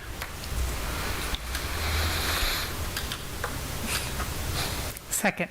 Board Member Sanowski seconds. All in favor? Aye. Aye. Motion passes. Oh. I'm sorry. I apologize. Any against? Opposed? No. Okay, a no. Any abstentions? Okay, motion passes 4-1 with Board Member Hartwells opposing. Okay, we move now on to action item 10B, approval of the Sixth Amendment to the easement agreement with American Towers LLC at Yavapai Elementary School. Dr. Menzel. Thank you, President Beckman. This item was tabled from the last meeting in order for Lori Berg to investigate potential changes. I'll let her address the request and the response. The request came from a concern by the board members that they were asking for some pretty extensive signatory and affidavit requirements. I contacted American Tower. They agreed to remove the affidavit requirement and to limit the signatory. To limit the signatory to the superintendent only. There is nothing else that has changed in that easement agreement other than the removal of the requirement of affidavit and additional signatories beyond the superintendent. Are there any questions from board members? Okay. I move to approve the Sixth Amendment to the easement agreement with American Towers LLC at Yavapai Elementary School. Is there a second? Second. Board Member Greenberg seconds. All in favor? Aye. Aye. Motion passes 5-0. We move now to our action item C, which is approval of the superintendent's annual goals and performance pay plan. Dr. Menzel. Thank you, President Beckman. As members of the governing board know, we had an informal quarterly evaluation. What? As members of the, there are two different buttons here to turn this on and off. I've learned that. As members of the governing board know, we had an informal quarterly evaluation earlier in the month. And as we had that conversation, there were a number of ideas generated for potential goal areas. I took those ideas and put them in the form of both the broad goals as well as specific performance pay goals for board consideration, and those are presented in the board packet. Okay, Board Member Greenberg. Thank you. Superintendent Menzel, thank you for presenting these to us, and I think they do generally reflect our prior discussions. However, I do want to emphasize moving forward, now that we do intend to have phase 2 of our strategic plan in draft form done by I think December was the plan, but perhaps that's moved a little bit to January, and those concrete key performance indicators, that moving forward for future years, that these are measurable, objectively measurable improvement metrics, and not general projects that need to be completed, although of course sometimes that will be the case. And of course, in this case, in this year, things were delayed, which is why we couldn't necessarily implement those performance metrics, as well as the fact that we don't have our strategic plan done. It does take time, and I appreciate our parents and our community's work on that to get that done as quickly as possible and in a meaningful manner. But that would be my expectation for next year's discussion on these, that these be very specific metrics in line with the strategic plan, and that they be tied to your performance pay. And hopefully we can maybe shift the discussion on performance pay for once in this state, and make use of the full 20% amount that we're allowed to work up to, depending on how the board decides to negotiate the contract. So thank you. Board Member Hartwells. Thank you, President Beckman. So I had, thank you, Dr. Menzel, for the draft goals based on our conversation at the informal review.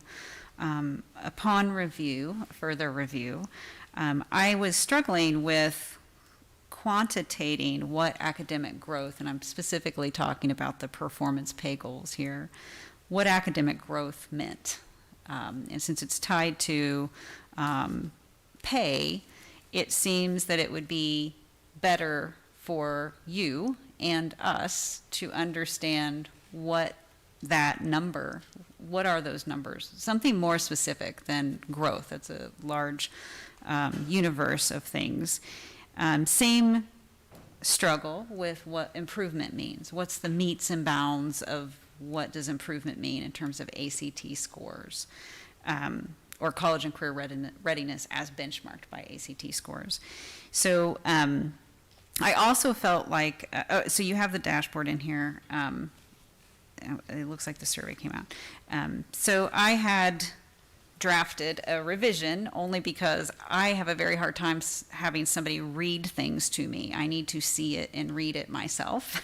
So I took the liberty of kind of reworking some of these and with some proposed numbers so that I could understand where we all might be in terms of what FastBridge growth looks like, and what college and career readiness looks like in terms of numbers. And I spent a lot of time going through a lot of data.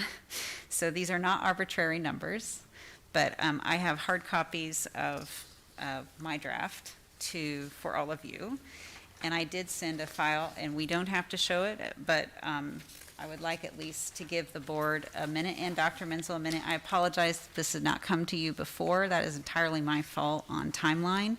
I was still working on this today. It's important to note that this is a public document. Absolutely, Okay. yes. And Ms. Bird has it, and Ms. Beckman has it. So. Sure. I think there's an extra. Okay, great. And this is a draft. It's just me attempting to use more specific numbers for the goals.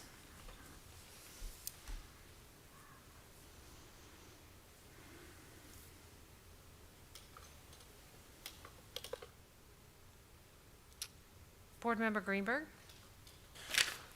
Thank you, Board Member Hartwells. I like the use of statistically significant growth, since that is objectively measurable.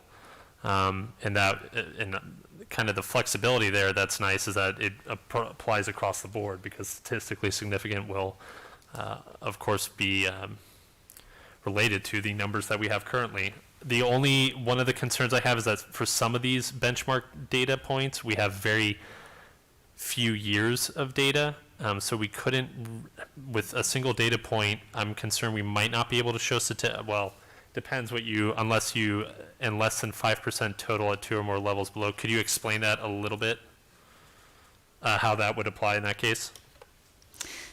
Yes, so statistically significant growth, and where I gleaned that term was in the information that was provided to us before the board retreat on iReady, is there were different types of growth, and there was proposals, especially from some of the principals, to use growth using FastBridge and iReady between fall and spring, so within this course of this school year. And there is data for that, if I understand Dr. Bachna.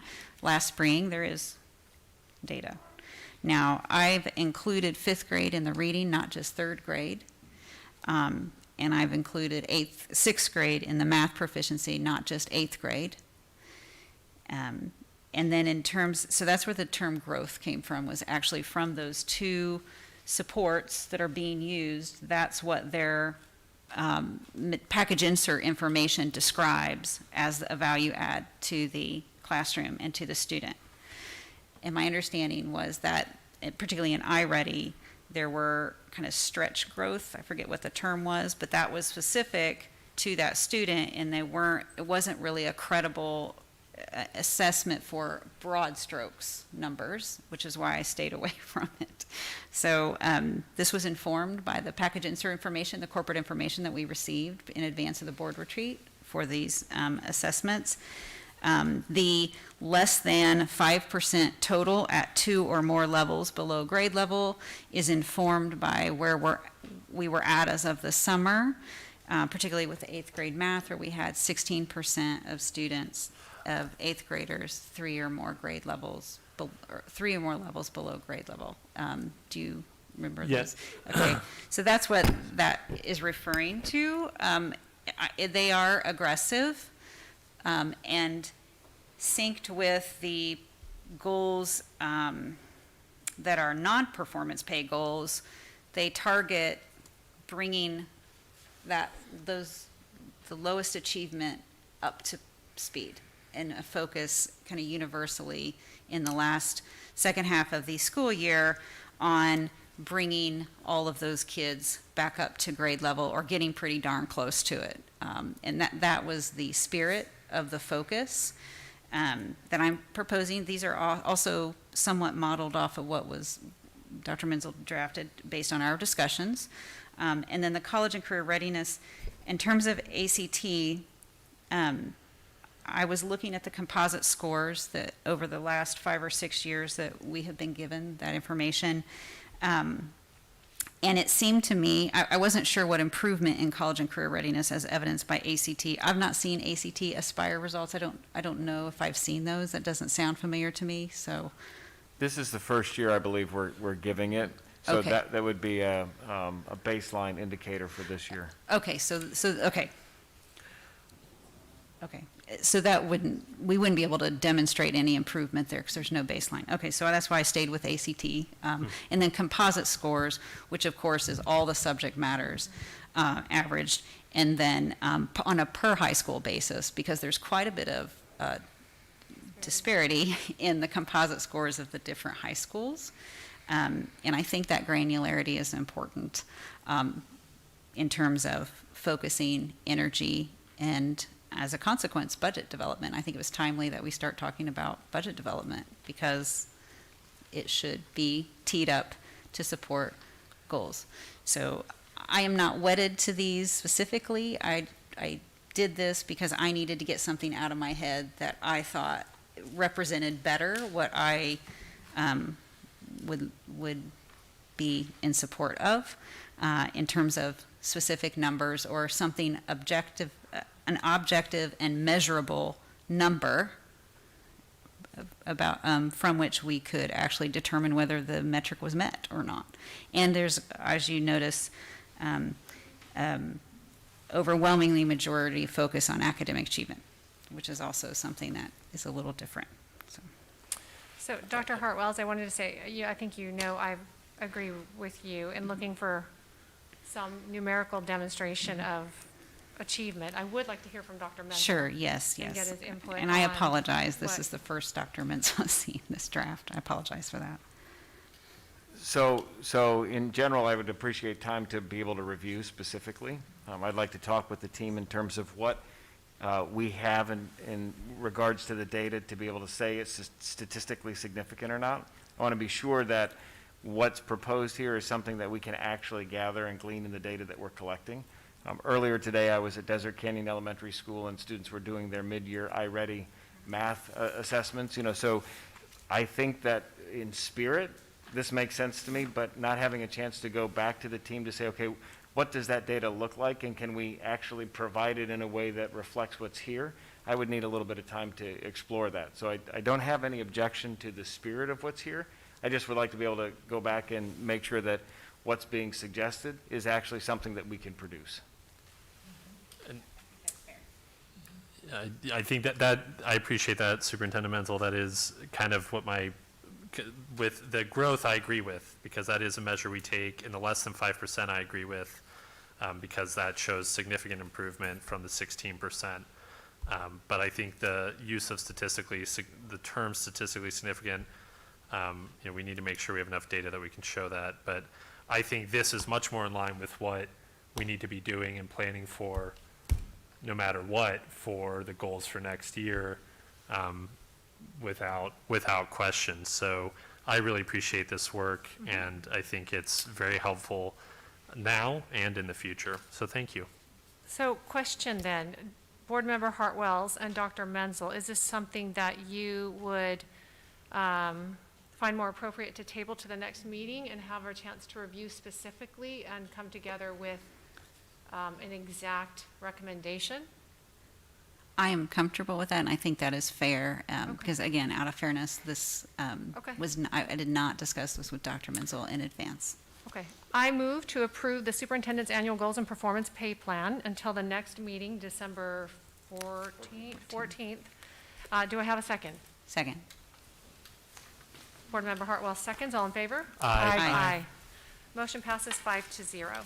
We move now on to agenda item 11, future agenda items. Do any of our board members have requests for future items?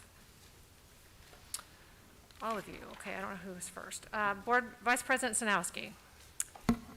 Thank you. Yes, I would like for us to take a really close look at what our actual class staffing numbers are, student-teacher ratios. I know one of the conversations that I had with Dr. Hagigat was our staffing standard versus actual practices and what it looks like in the classroom for a teacher and how many students that they are responsible for on a regular basis in educating our kids. I think there's a lot of research out there that says what best numbers are, and I really would like for us to not just take a look at this, but start implementing this through, I'm hoping the strategic planning process is going to be discussing this too. So hard caps on class numbers. I don't like the rule of averages in a classroom because one teacher could have a lot and one may not have so many. So I think that if we're really looking at focusing our instruction success for our students, we need to be looking at hard caps so that every student, no matter what class they're in, has the opportunity for success. I also would like for us to have a serious discussion about community education. The latest information that we received last night at the East Valley School Board Consortium talked about the increase in access via kids using their phones, the risks and deaths due to fentanyl-laced synthetic pain medication. This is a serious issue in the valley, in our state. In 2020, there were more teen deaths by these one pill, can kill, one pill of the synthetic fentanyl-laced pain medication. More from that drug, and kids are not taking it thinking it's going to kill them, than COVID suicide and traffic accidents combined. It's an issue that we don't talk about, and I think we really need to, and I'd like for us to carefully examine some of the resources available through the high-intensity drug trafficking area network, and it's free to any district. They'll give presentations to parents, to classrooms. They have age-appropriate information from littles to our high school kids, and I think it's something that's very serious that we need to be discussing. I also would like to continue to have put the proposal out there for a Title IX audit. I'm referencing facility use and access, financial investment, male versus female extracurricular athletics. I'm not going to go away until that is looked at and carefully examined and that we know the facts. Again, this isn't about determining, we're good, we're bad, but let's figure out how we best serve all of our students in our district. I would like for us to have an ESSER funds overview and how these funds are directly being used to impact student success in our classrooms. And that is my list. Thank you. Okay, thank you. Board Member Greenberg. I believe last time at our last board meeting, we had a number of board policies that we had requested some proposed language on related to public comments and the way in which board meetings are, suspended when necessary. So I'd like to make sure we bring that back as requested by the board, and I'm happy to provide some language or some ideas based on what I was thinking of, if that would be helpful. Are you talking about bringing back both?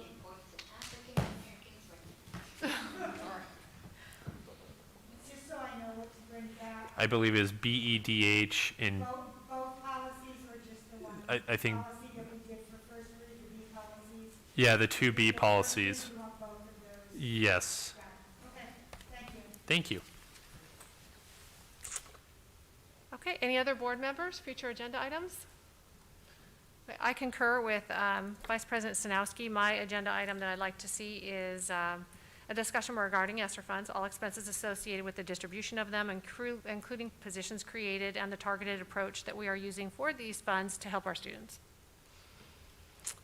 Okay. Moving on now to agenda item 12, dates of upcoming meetings. The next meeting is Tuesday, December 7th, 2021 at 6 p.m. It's a special governing board meeting for the superintendent's mid-year evaluation. The meeting after that is Tuesday, December 14th at 6 p.m. It's a regular governing board meeting here at Coronado High School.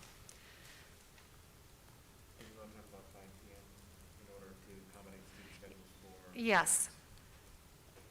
This particular meeting, the regular governing board meeting at 6 p.m. may be moved to 5 p.m. to accommodate the shift in the student celebrations from this evening to the next regular governing board meeting.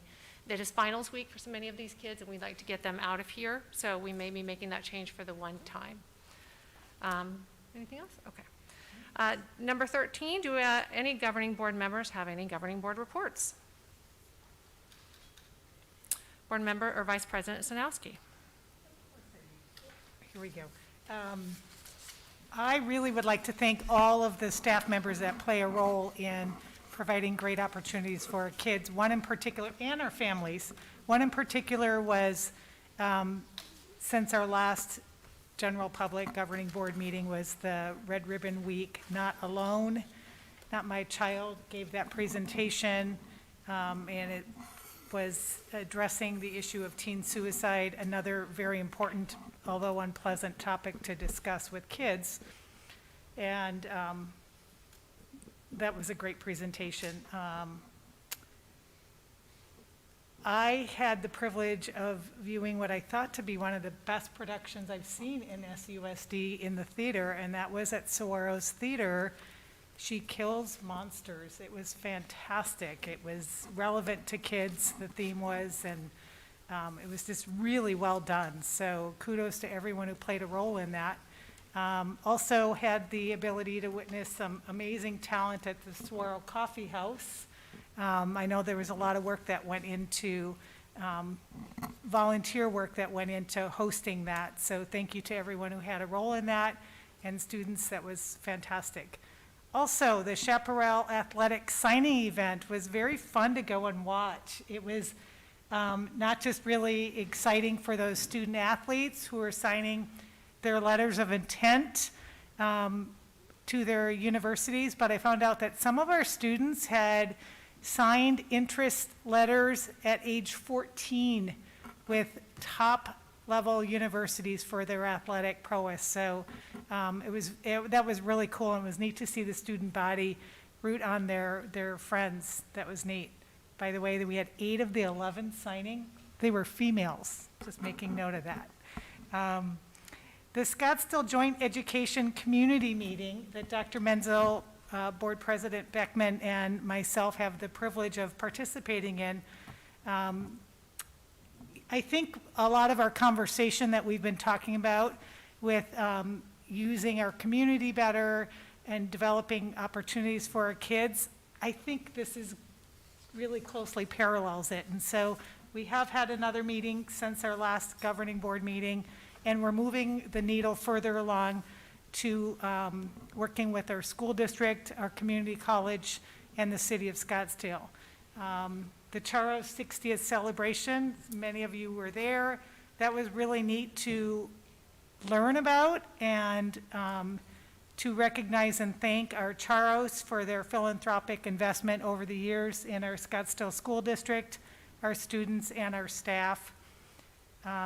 I also had the opportunity to meet with some folks here in the city of Scottsdale that deal with the family promise of Greater Phoenix, and I did not know this existed, and they deal with homelessness of families, including their pets, in the city of Scottsdale. And I look forward to us working more closely with this organization because I think it's, again, one of those other hidden secrets that we don't have homelessness in Scottsdale, and we do. And sometimes it's very temporary, but this is a very, as I see it, a great organization for us to learn more about.